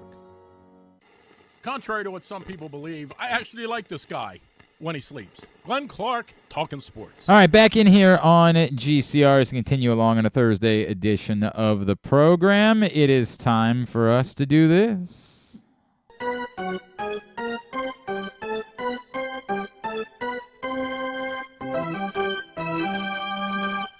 3 up. And 3 down. Griffin's very animated about this. 3 Up and 3 Down is now brought to you by the Costas Inn. You should, by the way, do me a favor. Go to on this computer, go to my Facebook page. There's a TikTok that I posted about the Crab Tower, and I feel like we should show it to people to know what it is that they're getting themselves into when it comes to the Costas Inn, because, yo. Now, this is not from them. I got to make sure I credit who it is from. Hang on a second. This is from Eat More, Be More on TikTok. They wandered over to the Costas Inn, and they got their hands on the Crab Tower, and mother of God. Can you share this with everyone so they all can see it? Oh, okay. TikTok wants you to prove you're not a robot. Oh, well, this is like the Jennifer Coolidge question. How do I know I'm not a robot? I don't know how to prove it. Did we manage to pass the test, or are they still? Almost there. Okay. This is remember, we're going to be giving away every Monday during 3 Up and 3 Down a $50 gift card to the Costas Inn. That will start this Monday, but we're going to actually kick it off today for this. And some of you already got your lists in at Glenn Clark Radio on Twitter, Facebook.com/Glenn Clark Radio. All you got to do is respond. Who's on your list? 3 up for the week, Including Costa's 3 down world-famous for the week. crabs. Our faves are the crab balls, dip, and jalapeno Well, crab sure, poppers. why- But they don't stop there. Every tower comes with steamed shrimp, barbecue shrimp, and crab imperial stuffed shrimp. Plus, you get steamed crabs, soft shells, oysters Rockefeller, and their savory crab stuffed mushroom caps. If you're in the mood for the ultimate crab feast, head to Costa's and check it out. Introducing the Crab Tower at Costa's Inn. It's 3 levels of pure seafood deliciousness, including Costa's world-famous crabs. Our faves are the crab balls, dip, and jalapeno crab poppers. But So, they don't stop there. it's Every Costas tower comes Inn. with steamed shrimp, barbecue shrimp, and crab imperial stuffed shrimp. $50 Plus, you get goes steamed a crabs, soft shells, oysters Rockefeller, and their savory. way. So you can go to CostasInn.com. You can reserve your crabs or have crab cake shipped or whatever it is that you want to do, but you will be $50 closer to that total if you're the randomly selected winner for 3 Up and 3 Down. You will have this $50 Griffin's. I'm going to hand it to Griffin, but I'm worried about that. No, that one's for the winner, unfortunately. Yeah, I know. Well, what if I win? Well, we'll talk. We'll talk about it. You might want to start like a shadow government situation where you have someone participate on your behalf every Monday. Which one of the Seans maybe you could have them participate on a Monday, and then they could help you out in winning for 3 Up and 3 Down. But that's the deal. So for the first half of the season, position players only. 3 up. I struggled here because I had look, number one's obvious. So we can separate that. Ryan O'Hearn. Number one's obvious. You could have done better than that. Who was the catcher that was here for 2 days? Banuelos. Banuelos. Number It was one. honorable what he did. Yeah, right. Number one's obvious. So then I had 4 other names that I juggled. Literally, I picked all the humans up and I was juggling them. It was amazing. You should have seen it. We probably should have filmed it. Would have been good content. I started with what I thought my list was. The person that originally was number 2 on my list ultimately was not on my list. I had to dive into the metrics. I will tell you, Jordan Westburg did not make my list. Because when I dove into the metrics, 2 things were problematic. Doesn't walk enough. Like, his on-base percentage is not that great. And the defense isn't as good as you think it is. Like, damn you, Baseball Savant. I think I've decided I hate Baseball Savant. Baseball Savant just does the opposite of whatever you want. 100%. I go to Baseball Savant looking for it to back up my feelings about something. Does not do that. 34th percentile range, 30th percentile arm strength for Jordan Westburg. We think of Jordan Westburg as being an outstanding defensive player. The metrics don't back that up.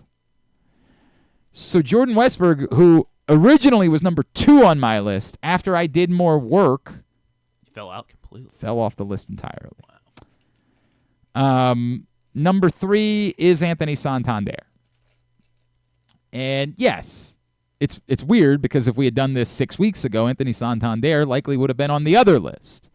But that's how good, of course, his June was. But more than anything, it's that I can't ignore the 804 OPS. That even as bad as it was to start the season, he still reaches the break with an 804 OPS, which is how valuable his power bat continues to be for this team. So, and remember, we talked about at the beginning of the year, even at the beginning of the year when he wasn't hitting, he was like one of the few guys on this team that was still walking. So all of that adds up to, it's certainly been an uneven season for Anthony Santander. And maybe what we're learning is that he's kind of an uneven player. But what he brings in those streaks is so significant that it can't be ignored over the totality of the first half. So it was tough. It was painful because, again, I was looking for fortification about my number 2, and I didn't get it. And I don't mean my poop. I think my poop is fine. I think.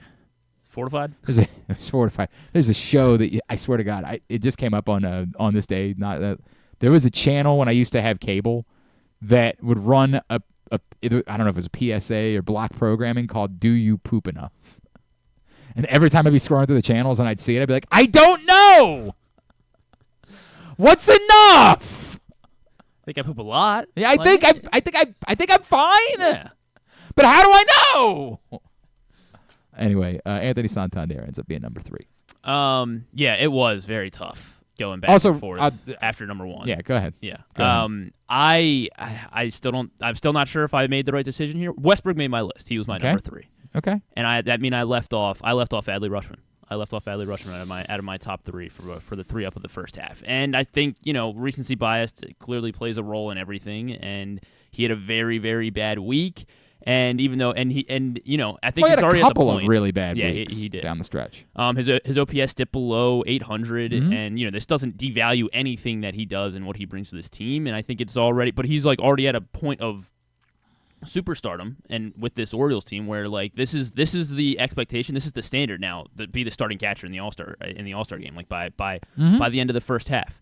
And just because of how and I think a lot of it could be due to the fact that I think he's been catching a little bit more, it feels like, with just with how much James McCann has kind of been a detriment to the lineup of recent. So Adley Rutschman dipped off of my list, and I had to keep Jordan Westburg. I mean, the defensive metrics maybe don't agree with what our eyes are telling us, but you still feel I want to say that, but I can't. This is the problem. You still feel better at him about at second base or third base, then I guess maybe Mateo at second base you feel a little bit better about. I didn't bother to look at Jorge Mateo's metrics. I didn't bother to do that.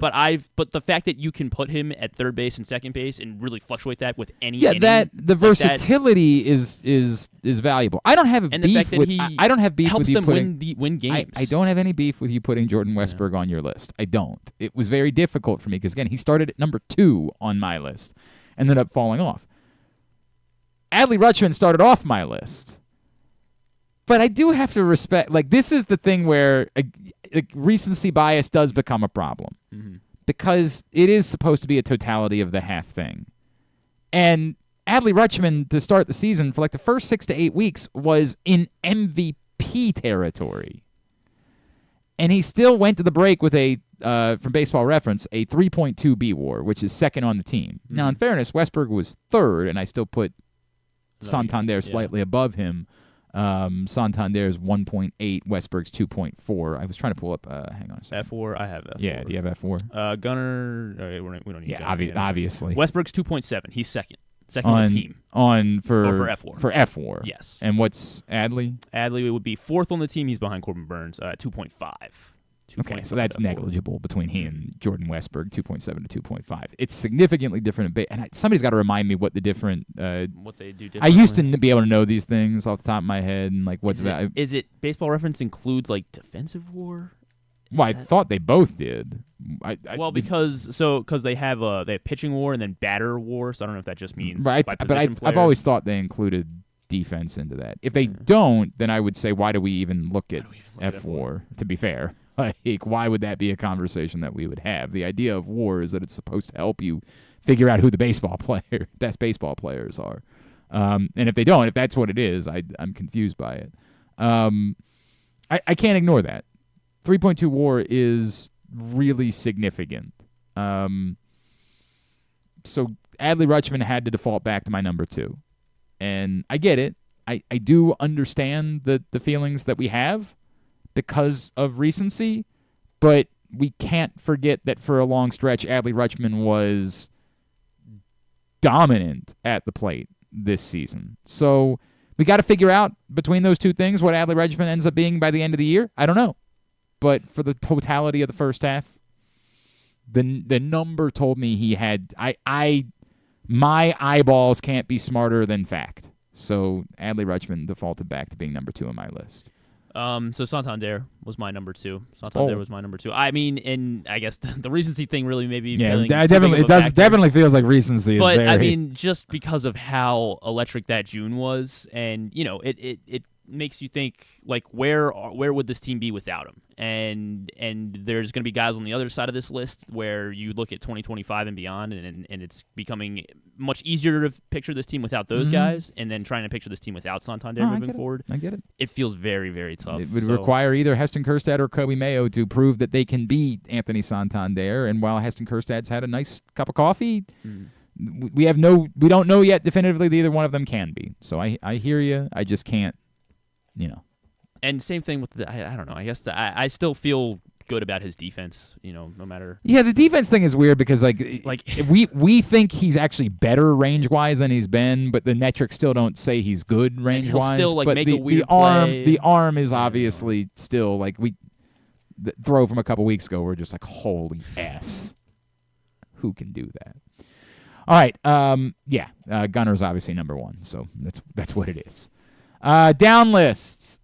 This one was tricky for me, too. I kind of knew who I wanted to be on the list. I just didn't know in what order I wanted them on the list, so I struggled with that. Ironically, number 3 on the list is still actually among the WAR leaders on the team just because, the first month was so unbelievable. But Colton Cowser's been OPSing 606 since May 1st. It's bad. I mean, it's just bad. I can't ignore that. Colton Cowser's number 3 on this list, and it's a bummer because, again, some of the peripherals are still good, right?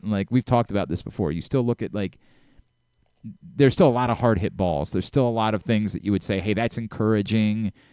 And on a bad team, if Colton Cowser came up 2 years ago, you'd have just leave him out there, let him get through the season, and he might work his way back into Rookie of the Year conversation by the time the year is over. But on this team, it's so much harder to do that, and it's just harder and harder to justify running him out there when the production's not there. Colton Cowser's number 3.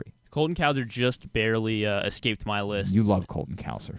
You can't do it. But he was on my list for a while, and then I realized that the number 3 for this list should be Jackson Holiday. And it's tough because obviously it's not fair. But it goes into the Dylan Tate thing, where the expectations I felt like were astronomical coming into the season, and we wanted him on the opening day roster. And then it was and he obviously really struggled. And going back down to Norfolk, he hasn't been demanding enough for him to be back. And he's only 20 years old. No, the last couple of weeks he's actually been performing again. The last couple of weeks. But that's fine. It wasn't a demand as soon as he went right back down there. Obviously, the injury didn't help. But this is 3 up and 3 down for the Orioles, not for the Norfolk Tides. You know what I mean? He was supposed to be part of the 2024 Orioles story. I agree, and that's a bummer. But he didn't get I can't. If he stays, I don't know what he is, and that's not me saying that I disagree with their decision. I'm totally fine with their decision. He was in the 2 weeks he was here. He was very bad. Oh, he was awful. A negative There's WAR, no a question. negative WAR over, which is almost as hard to do as it is to generate a positive WAR. There's been an entire half of a season. I can't say that someone's 2 weeks is more significant than given everything surrounding him and what he is and what he was supposed to be, and he's still 20 years old. But what everyone thought he could be and arguably should have been, Here's what I'm going to tell you. Very disappointing. Jackson Holiday. You're wrong, but I've heard your argument. All right, that's what I'm going to. I hear you. I think that you're saying it in an intelligent way. You're wrong. Now, number 2. That's what it is. Would have been worse if I put Ryan McKenna there. That would have been. What are we doing? Number 2 is Ramon Arias. There's just nothing. You hang your hat on, at the moment where we thought his roster spot was up, he had a couple of big hits, and you're like, all right, well, maybe. And then, he makes these plays every now and then that make you say, oh, right, yeah, that's the guy that won the Gold Glove. But then you go back and you look at the metrics and you say, no, it's not. No, it's not. We just remember the plays that he makes. There's just nothing there. There's nothing that justifies Ramon Arias, major league player on good baseball team. And short of they just don't have any other right-handed bats. That's the list of things right now that have justified his roster spot. Is when we face lefties, we have to put McCann in the lineup. We just don't have right-handed bats. So Ramon Arias is a professional. We're going to keep him on the team. But there's nothing there. There was a couple of big hits a few weeks ago when we had written him off, and that made us stop putting him under the microscope for a little while. But there's nothing about that has continued or lingered. He's just not. I hate this because I don't dislike Ramon Arias, and I hate doing this. Ramon Arias is number 2. Ramon Arias not on my list. Because of just the way as a whole that the outfield has struggled, that just felt magnified to me in the story of the Orioles' first half. And I guess maybe part of it is there's more positions in the infield, so they have more room to just as a unit to look better. But Ramon Arias survived my list just mostly because I do feel like he is on borrowed time at this point. Whenever they feel that Mayo or Holiday are ready to come back up, or Holiday's ready to come back up, Mayo make his debut, Arias is probably the first one out the door. So Arias not on my list. Austin Hayes is my number 2. I get it. He's hitting 255 out of nowhere. I can't. Again, he was on my list to begin with, but then I said, but you feel terrible. You don't feel good about hitting him against righties, and the other thing was that he's a great left fielder, and it just doesn't feel like his defense hasn't been as good this season either. I didn't pull up the metrics yet, but it seems like there are more balls now, and it's obviously a ginormous left field, but there are more balls now where it's I feel like Austin Hayes is supposed to track those down. Yeah, ironically, his range has gone. Here's one that makes no sense. He has a 90.2 arm strength, but a -1 arm value. So I don't know what that. So his arm value's down too. Is that what? Yeah, but his arm strength is through the roof. It's very weird. On Baseball Reference, there's a total zone fielding thing. Okay. And he has -4 right now. Okay. Cowser's at +8. Okay. I think Cowser, actually, the defense is an argument for him because while for a moment, I'm not utterly confident about him being a center fielder, but if he was hitting, he's a major league outfielder for sure. If he was hitting, you would say right, because he has been that good defensively. I get it. If you really wanted to make this argument, that you would say, hey, Cowser, his on-base percentage is actually only a point worse than Austin Hayes' is, despite all that. And so that would be how you would try to justify Colton Cowser being left off the list and Austin Hayes being on the list, is hey, they're pretty close in that department. But and obviously the 12 home runs with an elevated slugging percentage. And expectation still, I feel should play a factor here. Austin Hayes, an all-star a year ago. Colton Cowser, we weren't really sure what. Yeah, to some extent, I would say expectation plays a factor in this. At the same time, for me, the Colton Cowser thing is more. At this point, I don't think anything that we saw was real. I don't think anything. All of those numbers are being lifted by what he did at a point where, I have no reason to believe that was real. It was just some bizarre fluke. I mean, I've got nothing that backs up that that's who Colton Cowser is. Nothing. But if he even gets to half of what that week and a half was, I hear you. But do I know that he can get there? Until he gets there, it's hard for me to look at that. It's almost like I have to utterly ignore that because we have a week and a half of Colton Cowser being the greatest baseball player of all time, and everything else is not a good baseball player. So the numbers are being inflated by struggling something. Baseball player. Not good. Not good. Because the defense I still think is there. Fine, but not a good hitter. It's tough, man. It's tough. Austin Hayes, yes, avoided my wrath because the batting average, I all of a sudden look up and be like, wow, we had all written off Austin Hayes. He's only hitting against lefties. I understand that, but he's hitting, and that's valuable. Right now, I'll take a platoon player because you got nothing else right now in the outfield. That's just the story. Sort of the reality. That's the reality of the circumstances. And yeah, he's a right-handed hitting outfielder, so that has a lot of value in this team. You don't have it. Yeah. You don't have it. I'm not trying to say I'm encouraged about Austin Hayes. That's what it is. Look, number one is painful. It's. Did you do your number two? Who's number two for you? Hayes. Hayes was number two. Holiday Hayes, and then number one. Look, man, it's painful. And it's more painful because, a couple weeks ago, we were at a place where we're dude, he's coming out of it. Everything's good. And then you look up again, and he's hitting 188 in July. Cedric Mullins, it's what it is. I hate it. It sucks. It's awful. But he has those flashes where it's yes. Yeah, and now it feels like those flashes are just coming. They're fleeting. Yeah, they're fleeting, man. And every time we hope that something is what gets it going again. We can say we hope that he's going to be number one on the 3-up second half I list. Pray to God after what happens Sunday. Pray to God that's the case. Well, that counts for the first half. So yeah, but that's going to be the catalyst. Yeah. I get it. Yeah. All right, get us yours again at Glenn Clark Radio on Twitter, Facebook.com/Glenn Clark Radio. Get us your 3-up and 3-down, and one of you will win a $50 gift card to the Costas Inn. Trying to go over some of the Rob, up, Gunner, Taters, and Westy, down, Mullins, Arias, Mateo. Mateo the number 1 or 3? I don't know, to be totally honest with you. I don't know. So does that count in the running? No. My guy, Jap, Westberg, Gunner, and Taters up. Hayes, Mullins, Arias down. From Don, Gunner, Anthony Santander, and Westberg, very common 3. Up, McCann, Arias, and it says Bowser. Obviously, he means Cowser down. Kevin, Gunner, Westberg, and Santander up, and Cowser, Arias, McCann down. Very common names on these lists. Brian, Gunner, Santander, and Adley up. Cowser, McCann, and Mullins down. From Snacks, Gunner, Westberg, and O'Hearn. There's an O'Hearn. When I said there were 4 other guys, O'Hearn was the 4th of that group that I had considered. The 5th. Yeah, he's clearly the 5th.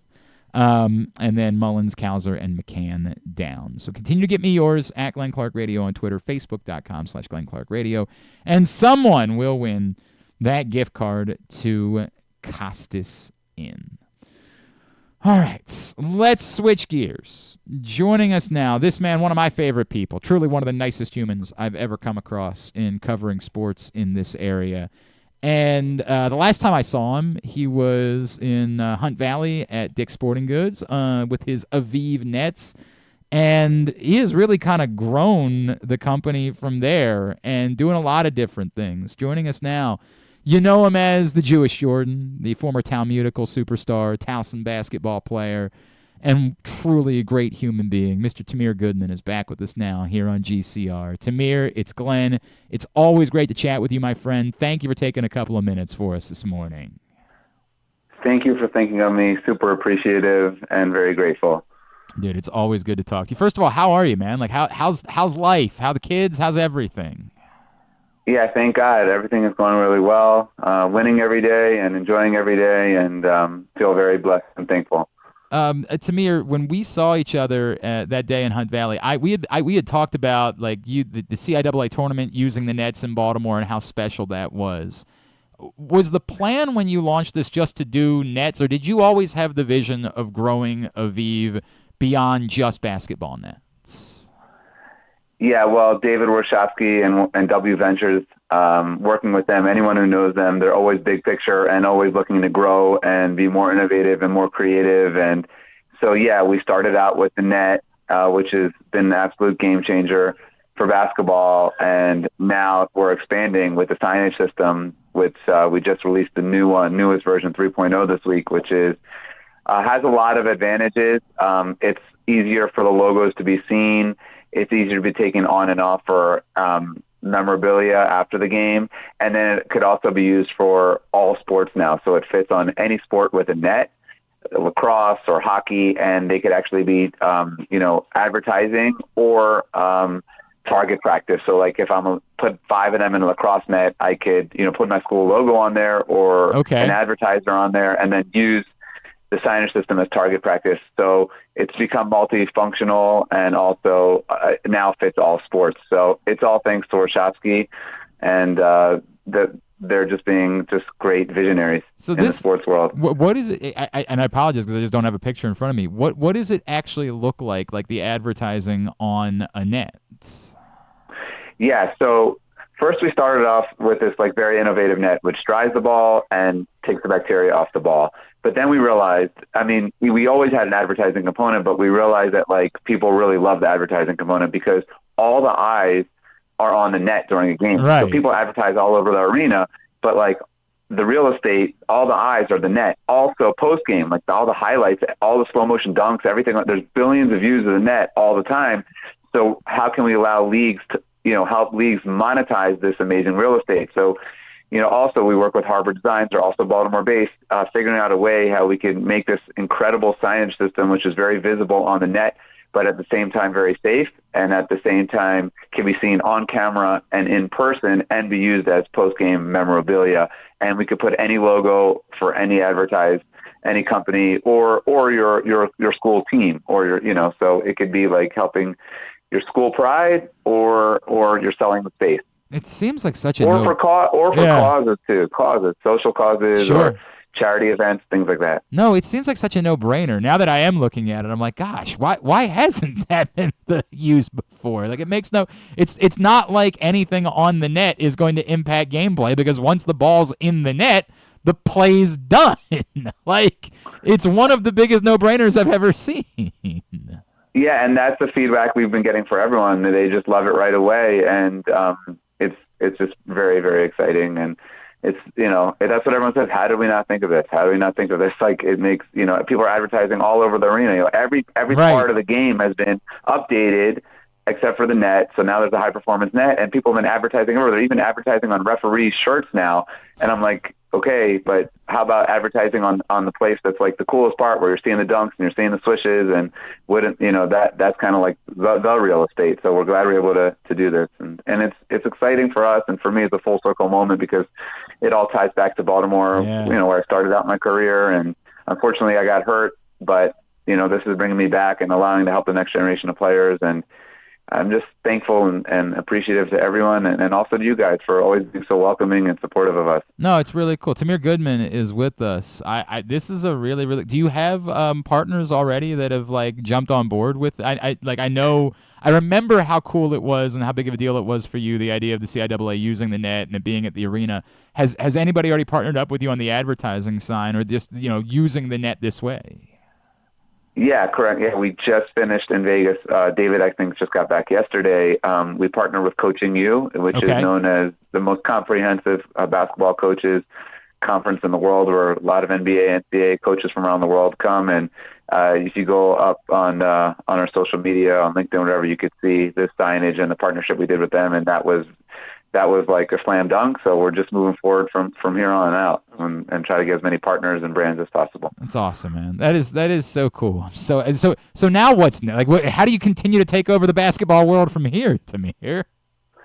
Yeah, so we're in touch with a lot of leagues, and we believe that having a high-performance net with signage on it is the future of basketball around the world. So we're just reaching out to as many teams and leagues as possible and making it happen. That's awesome, man. If you want to find out more about the net, about what AVIV is doing, AVIVsports.com is the website for you to go, and you can find out more about it there. And I assume this is even if you run a youth league, that it'd be worth reaching out and getting in touch, correct? Oh, especially if running a youth league, a lot of times they're sponsored by local companies, like a local automotive company or something like that. The companies would love to be on the net, and at the end of the season, they could take the memorabilia off the net and put it in their office and say, this was used in game, and we were glad to support the local team. So yeah, it works perfect at all levels. That's awesome, man. What else is going on in your world, Tamir? Doing really well. Blessed with my wife and 5 kids. My 16-year-old is starting to make some noise in the basketball world, which is pretty exciting. That's so cool. That's really cool. Another full circle movement. So how are so you? It's just unique to see the European side of basketball. There's so much talk of it now.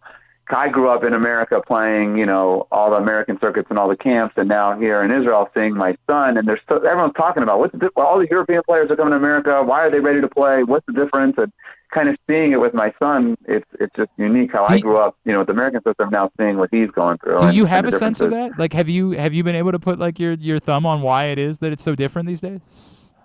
I think the main difference is just based on what I see with him.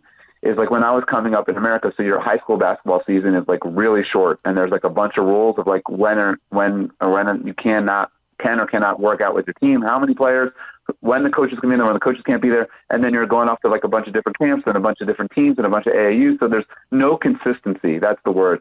In basketball, players thrive on consistency, and here with my son, even though he's in high school, they're allowed to train the whole year through, 12 months out of the year with the same player, with the same coach, in the same system, and it's they're training at a really high level. And because there's no college basketball, everything is tied into the pro team. So they're kind of always in touch with the pros, and the pros are, playing, at a very high level, and they're just very focused every day on getting better. So there's this energy and there's this consistency, and you're not bouncing around as much as I have an AAU coach, and then I have, people coaching me at different camps. And I think young players thrive on consistency. And I think it's unique here that, 12 months out of the year, they're just always getting better, but they're cushioned in this consistency, and the strength coach and the nutritionist and everything is constantly building. You're not changing and starting over with new people all the time. I think that's one benefit. How's your stress level as a basketball dad versus when you were, a 15, 16-year-old with the entire national spotlight on you the way that it was?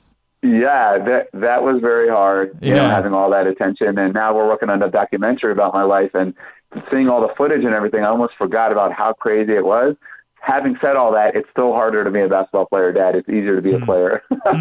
It's hard to watch your son out there. Is that the not having control over it, that you just want to be able to control it for him, and it's difficult to not? I think you just, as any parent, you just want things to go well for your kids, whatever they're involved in. And, when you're sitting in the stands, there's nothing you can do other than smile and show unconditional love. I've been dealing with this. So I've got 2 boys, Tamir. I got a 9-year-old and a 7-year-old. and they switched to baseball this year from lacrosse. As you'll probably remember, everybody in our community likes playing lacrosse, but they switched to baseball, and they took to it like really quickly and really well. And so when they were playing lacrosse, they just weren't good enough, or I really was all that. I just wanted to pay attention. That's the only thing I would say. Now it is stressful for me. Like I am living and dying. Right. Like my 9-year-old was the top pitcher on his team this year, and I'm like biting my nails on every pitch. Right. Like, It's hard. not It's supposed. hard. You tell everything in you to not yell. Don't yell. Don't be that dad. Don't be the one. Don't do it. Like settle down. Calm down. It's bad, man. It is really rough. It is so. I think for me, I just had a really good example in my father, who never in my entire career ever commented anything on how I should play or shouldn't have played or what I should. Yeah. The only thing he ever told me once was I was playing a Pikesville rec league, and back in the day we used to raise the roof. Like when you thought you were the man, I hit the game-winning shot and I raised the roof. And he told me after that game, he said, you should always practice humility, always, play with humility, even on the court. And that was the only message he ever gave me. He just let my coaches do everything else for the rest of my career. He was always willing to listen to me, but he never coached me. He never said, should have not done this. He always trusted the coaches. And I try to do the same thing with my son, unless he has a specific question. And I feel like it's hard to do. I understand, but I think it's the healthier balance sometimes. You mentioned the documentary. We've waited a long time for a project like this. I think I've told you a million times that I thought this needed to be a 30 for 30, something along the lines. You're doing it yourself. Take me through, what's it been like revisiting so much, and what's the plan for the project? Yeah, thank you. So over the years, people were reaching out to me, and I kept on saying no. And then when COVID hit and the Michael Jordan documentary came out, in his trailer, he featured 3 people: Magic Johnson, Jerry Seinfeld, and Coach Phil Jackson in the trailer. And I looked at my wife, and I'm like, you know what? I actually have content and video with all 3 of them from my journey too. And I'm like, wow, okay, let's start digitizing this. And it took 2 years to digitize all the content that we had, and it is just unbelievable going through the stuff. And I posted something today actually on LinkedIn about an interaction I have with Coach John Thompson, and just fascinating things and people I've met throughout the years and stayed in touch with, and the impact these relationships have had. But I think the goal of the documentary is 2 things: is to unite and inspire, because here I am as a Jewish kid, and the only way I really lived out my dream and became the first person to play Division I basketball without playing on Shabbat was because of Christian players, Muslim players, people with different faiths that came out of their own comfort zone to help a Jewish player. And through that, I was able to live out my dream. And the fruits of that are, still going on until today. So I think when the world is so chaotic, like things that are going on right now, I think my story is a reminder of, hey, look what happens when people of different backgrounds come together to help each other. It's pretty magical, the results. So I think that's why I'm more passionate than ever to bring out the story, to almost remind people of a story of where different people, different faiths came together to make history. I think that's the energy behind it. I can't wait, man. I cannot wait. Do you have a time frame for it, or is it just, hey, be patient, it's coming? It's coming. We're working hard, but we have a really good team, great people involved, and I can't wait to share it with you. And do I remember that you did a kid's book as well? Yeah, the kids' book is coming out in December. That's really exciting. That's more about my learning challenges, inspiring kids with, I'm very dyslexic, so inspiring kids to realize sometimes their challenges could be a springboard for their greatest blessings, because it was hard for me to read and write, but being dyslexic helped me on the basketball court. So the energy behind that book is to inspire kids, especially kids who have learning challenges. So that's going to be out in December through a company called PJ Library. So I'll keep you posted on that as well. That's awesome. Tamir Goodman, I'm so happy for everything all the success that you're finding. And, of course, AVIVsports.com. I know it's at Tamir Goodman on Twitter and Instagram, and, of course, TamirGoodman.com. Brother, blessings and, of course, safety for you and your family. I know it is a very difficult time at the moment for everybody over there, but we love you. Anytime you got something going on, please let us know, and we'll make sure we continue to get the word out. Can't wait to see the documentary when it's finished. Always appreciate you spending time with us, my friend. Super thankful. Love to everyone in Baltimore. Thanks for being such a great friend. Thank you, Tamir. Tamir Goodman, truly one of the best humans that I have ever come across. And, of course, everybody of a certain age remembers one of the greatest sports phenomenons in the history of our city. The documentary, reliving that, it's a wild time. Like, I don't know how much of Tamir Goodman's story someone like your age even knows, like Griffin. This is one of the... Bobby Sablehouse was a phenomenon in our city that, like, if you were there, you were there, and if you weren't, you don't know, right? Like, you would hear that name and be like, I don't even know who that is.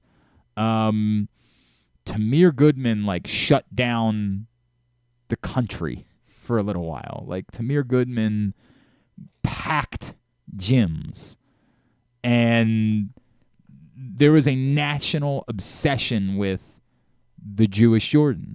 And Talmudical Academy, and like what is going on here. And remember, he was going to play at Maryland, and that was a very big deal, and it didn't work out, and his Orthodox heritage would not allow for him to play on the Shabbat, and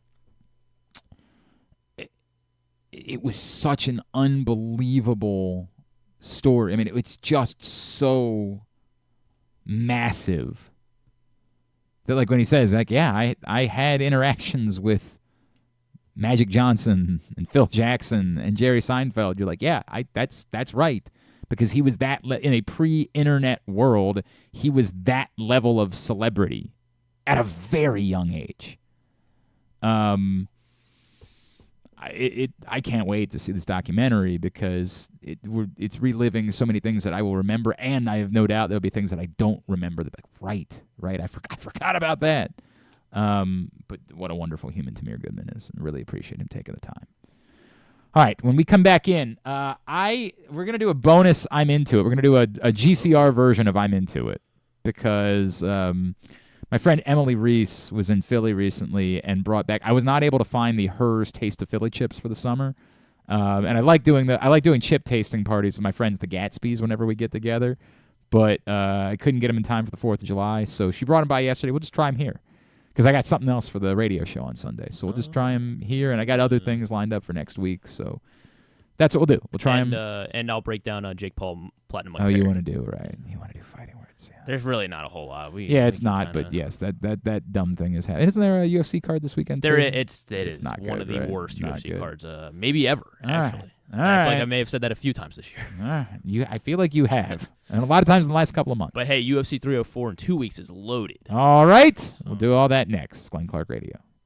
Frederick Keys baseball is back. With 30 more home games beginning on July 2nd, the Keys are excited to welcome you back to Nimio Field at Harry Grove Stadium. We want to see you there.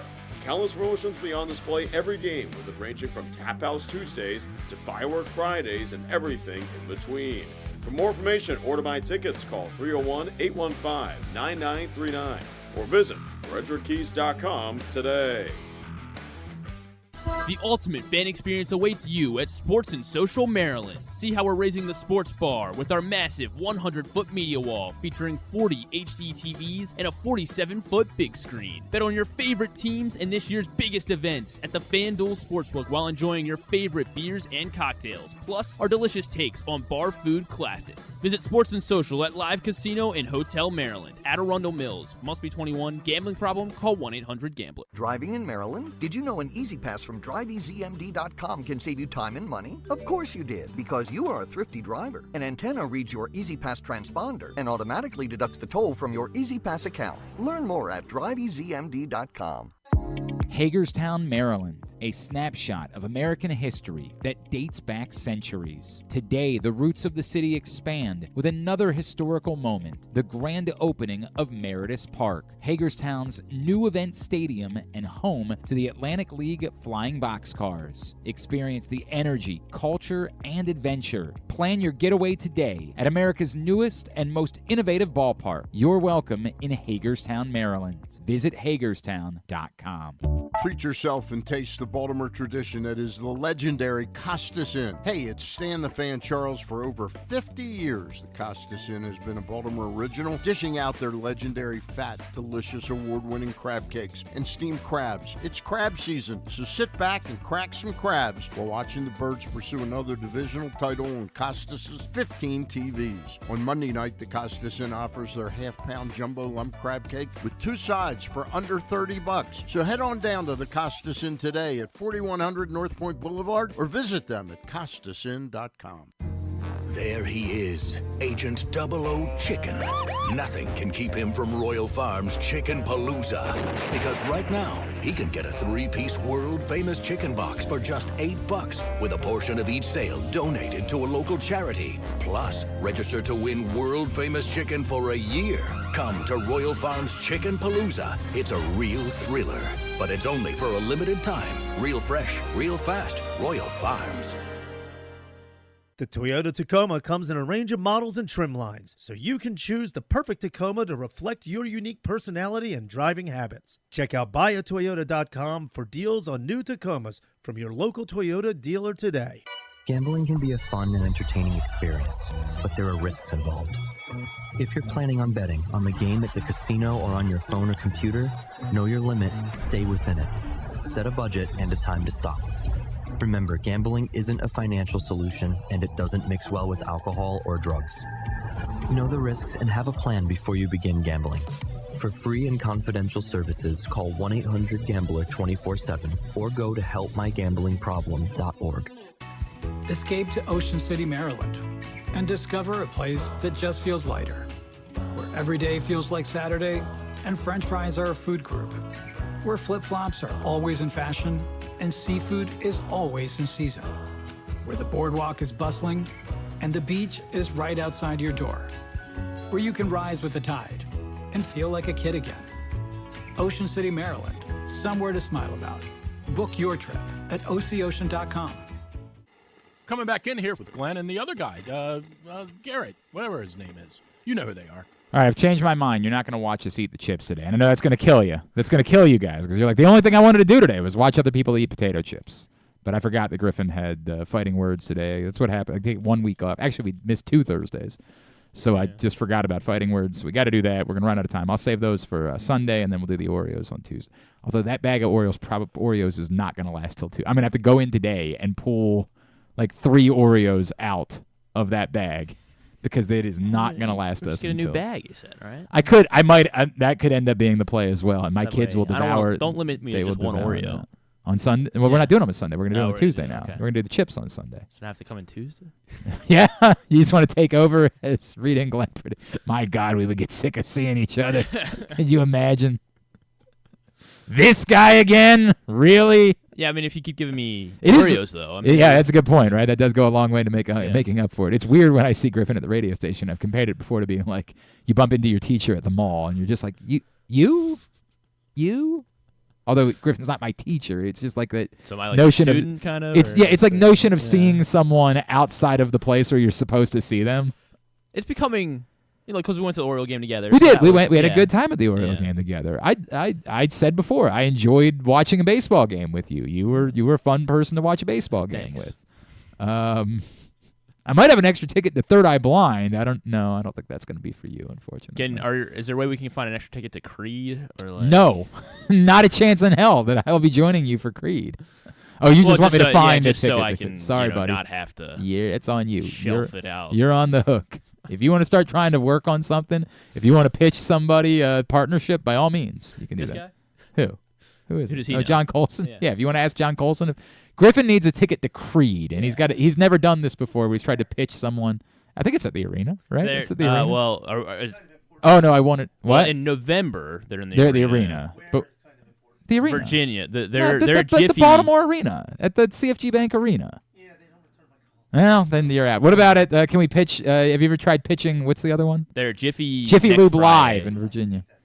I know, but have you ever tried? They're all showing We're just trying to trade a ticket to see Creed. Next weekend they're in Jiffy. And that's all we're trying to do. Night. So help one him of those trade. two. He's never traded before. Help him. Well, that's a long time away. I don't know how to feel about that. I want you to pay. What about everybody else? And I kind of want to get over. What about everybody else that owes us? I mean, yeah. You say, yeah, that smells like you're not getting on it. I mean, it means it's, yeah. Yes, that you haven't prioritized it. That's what it smells like. Yeah, we got to do it. Get on it. Get on it. Who's calling me? 240. I don't know who. I'm gonna answer it while I hit this, or you want to just find out? Okay. Here we go. Let's see. Always fun. This is Glenn. Okay, nobody. All right, very good. We're not gonna do the. Yeah, I was hoping, but there's nobody there. Okay. I can't do anything about that. All right. Today's show, by the way, also brought to you by County Sports Zone. CountySports.zone. They've been doing, it's sort of a little bit of best of both worlds. They've both been previewing what's coming up this fall, but also anything that maybe you missed from this past high school sports season. They've been reliving some of those more exceptional stories, more exceptional moments over the course of the summer. So you can find all of that right now at CountySports.zone, which is proudly sponsored by your local Toyota dealer and buyatoyota.com. Did we ever find out if Eddie Jackson, by the way, actually visited the Ravens? There was like a rumor going around that Eddie Jackson was going to visit the Ravens this week, and did he? Who visited earlier? That? Well, didn't Adrian Amos visit at one point?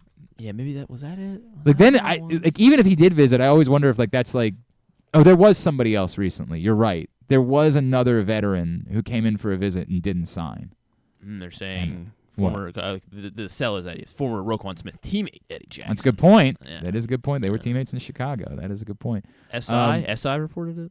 But did they report it or they just? They just said rumor. It says rumor. Yeah, that's exactly what it's been. I've never seen anybody like I don't know where it started. I think we've all assumed the Ravens were going to add a veteran safety, but yet here we are. They've reported veterans report to training camp on Saturday, I believe. Saturday, first practice is Sunday. And they haven't added one. Now, I get it. Maybe it might very well be that if they're in the Justin Simmons market, Justin Simmons said to them, I'm not doing training camp. Call me.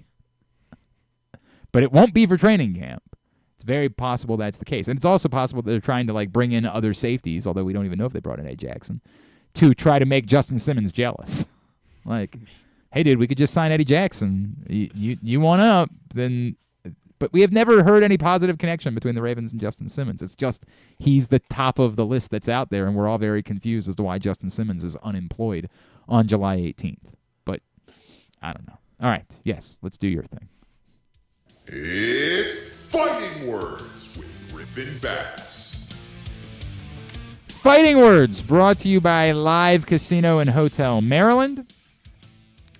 Live Casino Rewards members have the opportunity to earn discounts on cash and credit purchases at the casino. Join the Live Casino Rewards Club online or in person at Live today.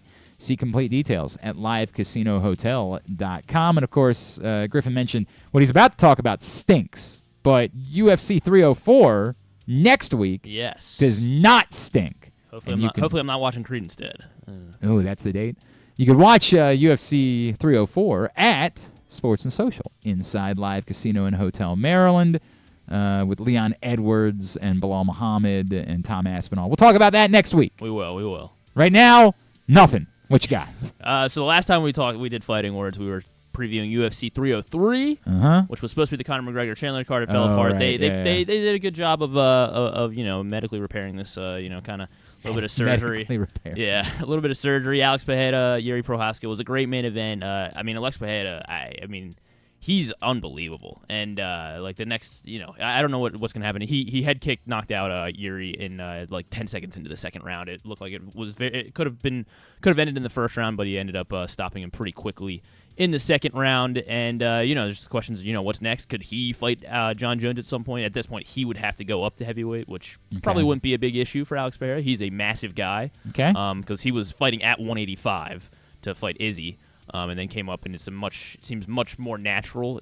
He's still freakishly huge, but still much more natural at 205 for Alex Pereira. So he's insane. Like he's definitely like already in the conversation. So the story of this night though was this Diego Lopez, right? And he was supposed to fight Brian Ortega. So right. this was another because the original co-main also fell apart. So they brought in Brian Ortega and Diego Lopez.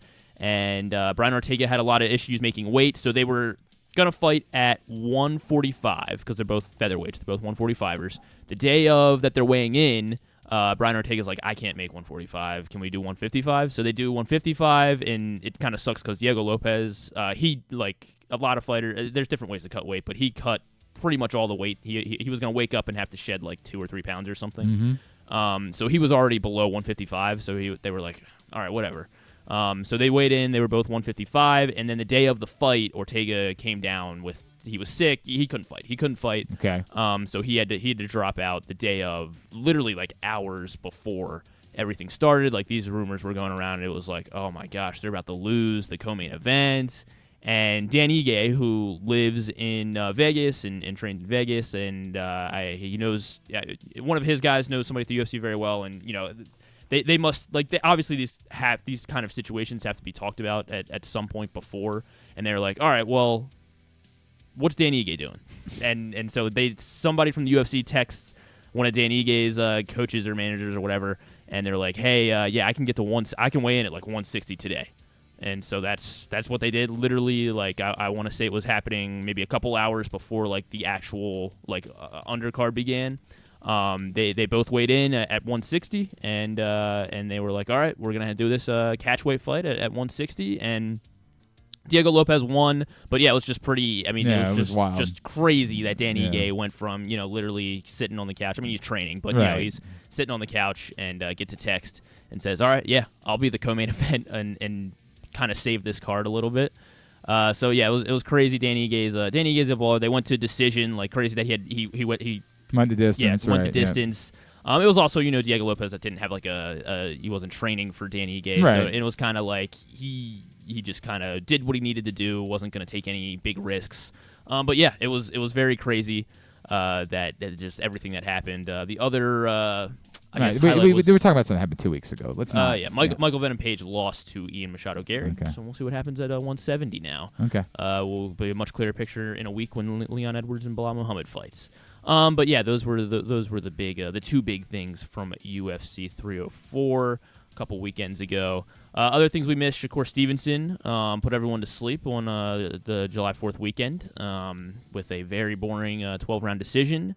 Same kind of thing with Shakur Stevenson. It was just kind of like doing what he needs to do to win the fight, which he definitely won the fight. But it just seems like he's still going to be up in the conversation with Tank Davis and Lomachenko and Devin Haney. But it's just kind of like he's losing a little bit of steam after that fight because it was very, very boring. And it's just a not entertaining fight, especially coming off the heels of his fight before too, which I think was in November, which was pretty much the same exact formula for a win. It was just very methodical, boring. There was nothing. He won the fight, but it was kind of okay, this is just a boxer that's better than the guy he was boxing that night. Nate Diaz and George Masvidal, they boxed each other. I guess we don't care about that. Nope, not even a little bit. UFC Denver was this past weekend. Rose Namajunas beat Tracy Cortez. It was a good card. They were in Denver, so I like that. I like when they're out on the road.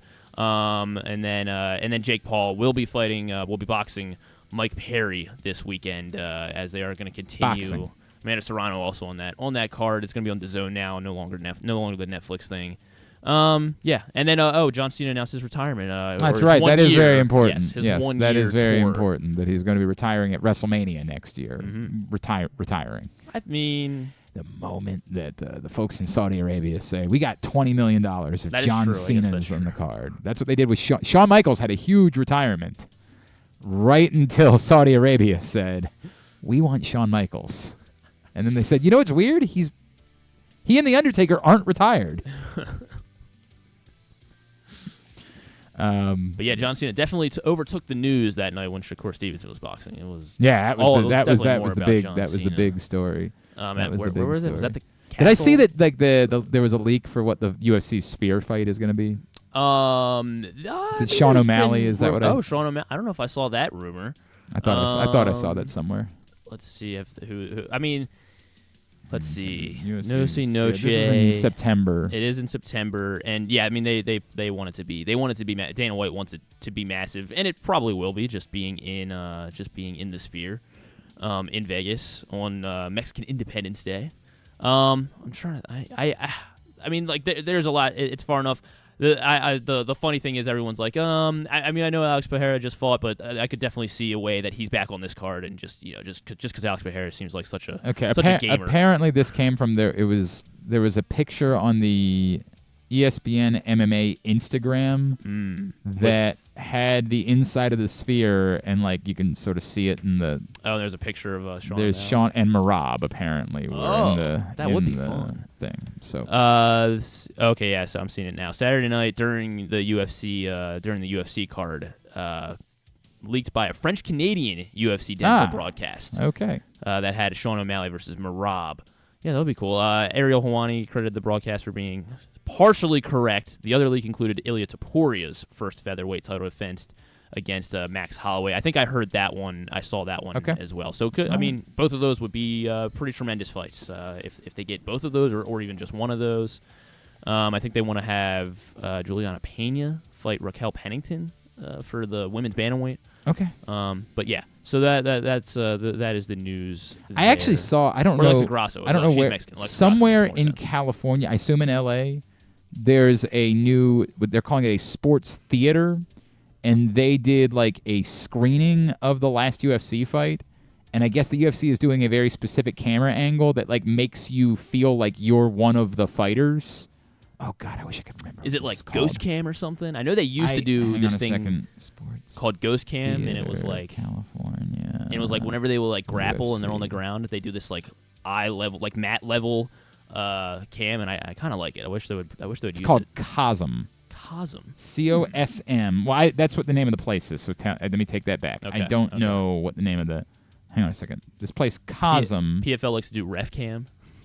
They have a little. Is that a thing? It doesn't really work.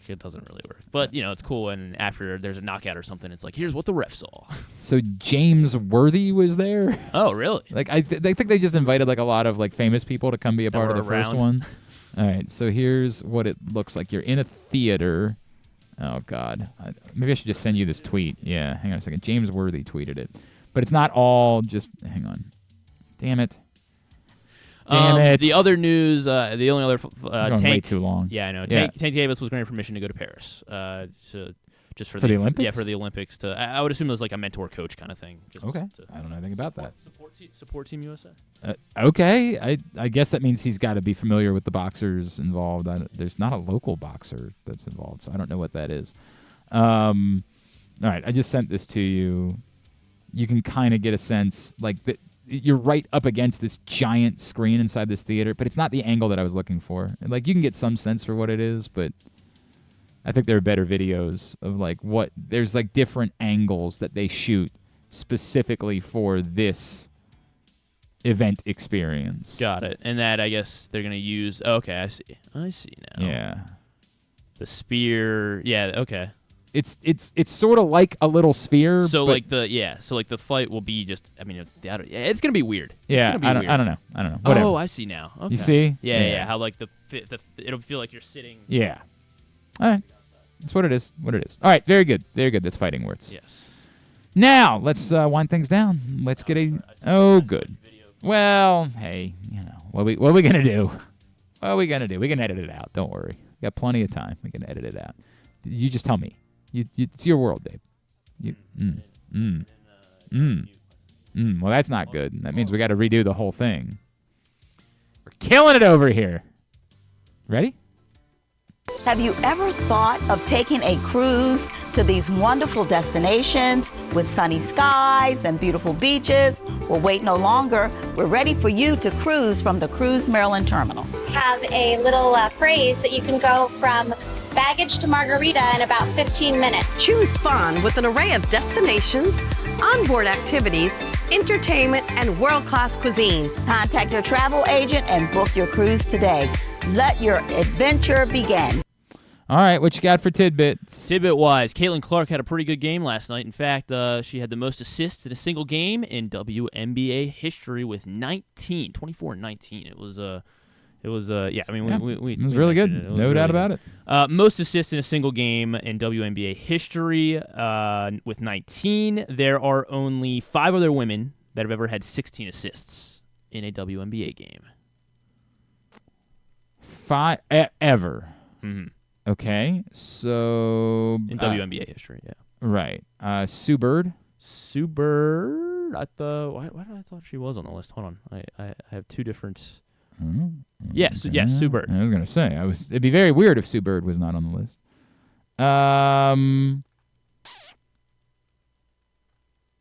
How about Vandersloot? Vandersloot, yes, she's on the list. Had the prior record with 18. Oh, how about that? Yes. How about that? Which she actually did twice. 2 games with 18 assists. How about Alyssa Thomas? Alyssa Thomas on the list. Had Okay. 16 assists back a year ago, 2023 season.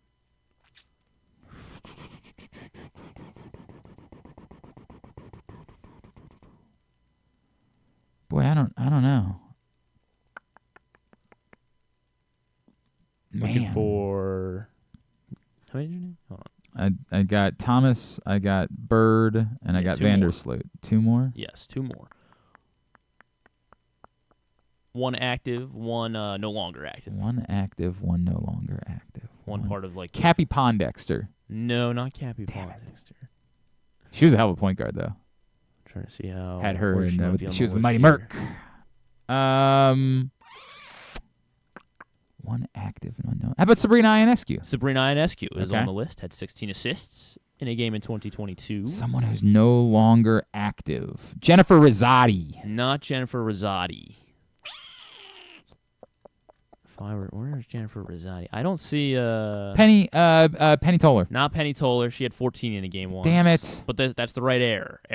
Rosati That's also the had right 14. era. So in the 90s, we're talking about. Late 90s, early 2000s. Late 90s, early 2000s. Oh, there's Cappy. Cappy had 15 in a game Oh, once. yeah, I Just told you, outside. Cappy's was a hell of a player, man. Played at Rutgers. No, at Rutgers.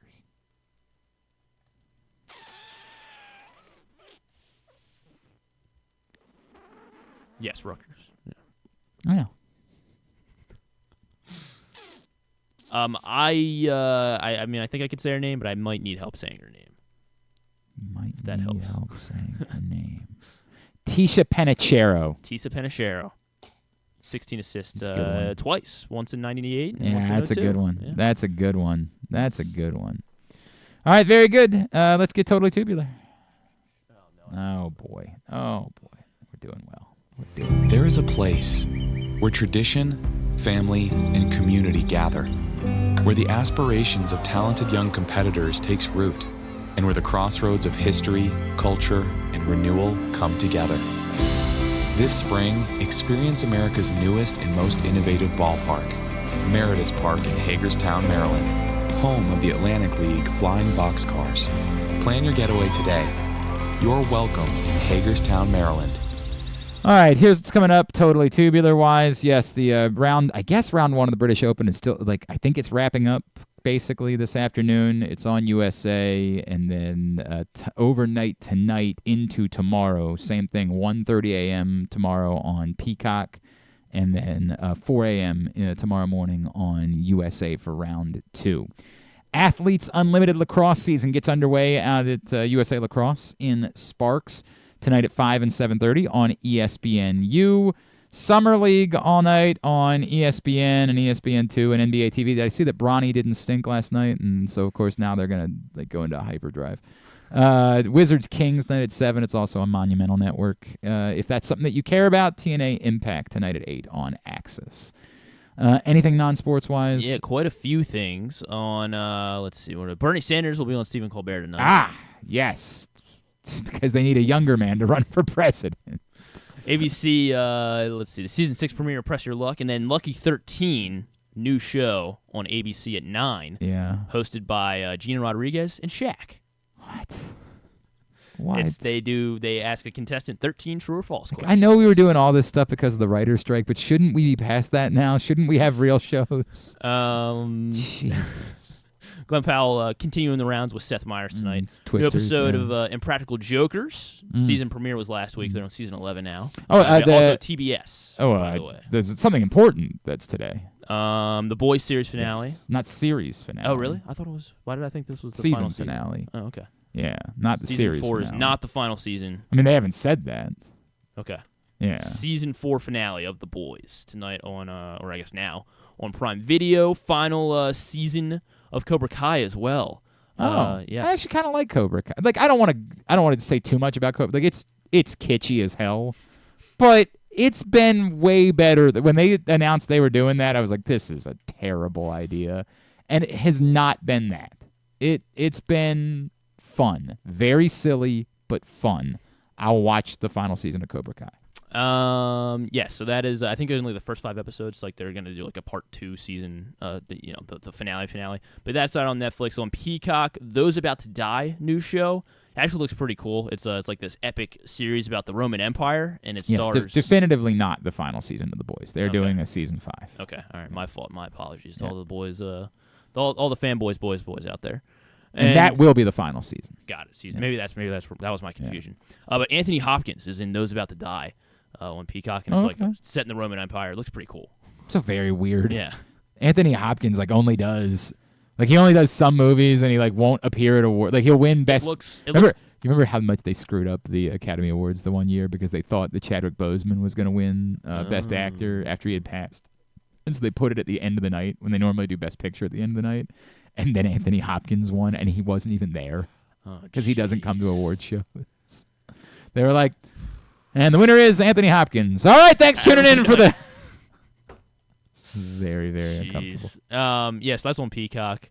And then, Dave Bautista will be on Fallon because he's got a movie out on Prime Video as well. It's called My Spy, The Eternal City. And everyone is trying to get Dave Bautista. He was a CIA agent. They're trying to get him to come back to the CIA. And, any chance that's good?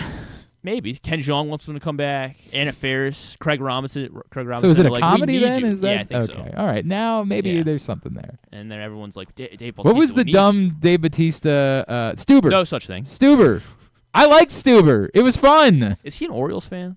Well, he's from DC. That wouldn't be all that surprising. Because there was he was in a commercial a couple years ago. Like, it was like a commercial where he was like, I want to say it was like some Fios commercial or something. Yeah. And he was wearing like an Orioles hat in the commercial. It was so weird. Really? But for only half a second, you could see the hat. It was weird.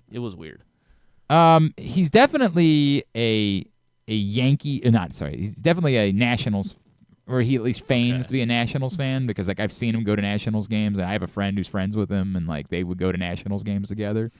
But now I'm searching Dave Bautista Orioles, and he's gone to Orioles games. Okay. It would make sense given his age that he grew up an Orioles fan in DC, and then the Nationals came along, and he's like, all right, sure. I'll root for them, but I kind of grew up rooting for them, so I don't want to give it up. I don't know. It's an interesting. I've never. We just got to reach out. Yeah. Get into. I at one point in my life definitely had Dave Bautista's number, but those days are come and gone. So maybe they want him on the Saudi Arabia card too. It would not surprise me one bit if they tried to do that. All right, very good. Thanks today to Jeremy Fowler. Thanks to Tamir Goodman. Thanks also to Mike Bacsik. We'll get all that up in the greatest hits section of the. Oh my God, it's so good. Yeah, I don't think you have to sing the rest of it. I think you just sing the "Oh my God" set me up again. In the greatest hits section of the. Oh my God, it's so good. Tab at GlennClarkRadio.com. That works. Stan, I believe, is back tomorrow. I think Scott Forbes, baseball coach at North Carolina, will tell us a little bit more about Vance Honeycutt and stuff and things. Thanks to everybody at PressBox, all of our great sponsors and partners, including Ocean City, Easy Pass, Live Casino and Hotel Maryland. Visit Hagerstown in Washington County, Cruise, Maryland, Guilford Hall Brewery, Royal Farms, Ed Block Courage Awards, HelpMyGamblingProblem.org, Costa Sin, the MSAA, the Baltimore Orioles, your local Toyota dealer, buyatoyota.com. Don't forget, get your 3 Up, 3 Down list. Someone who participates will be picking up a $50 gift card to Costas Inn. Thanks to Griffin at Griffin_Bass on Twitter is how you follow him and other places. Follow us, Twitter, Instagram, and TikTok. At Glenn Clark Radio. Have a great Thursday evening. Go nobody. Duke sucks.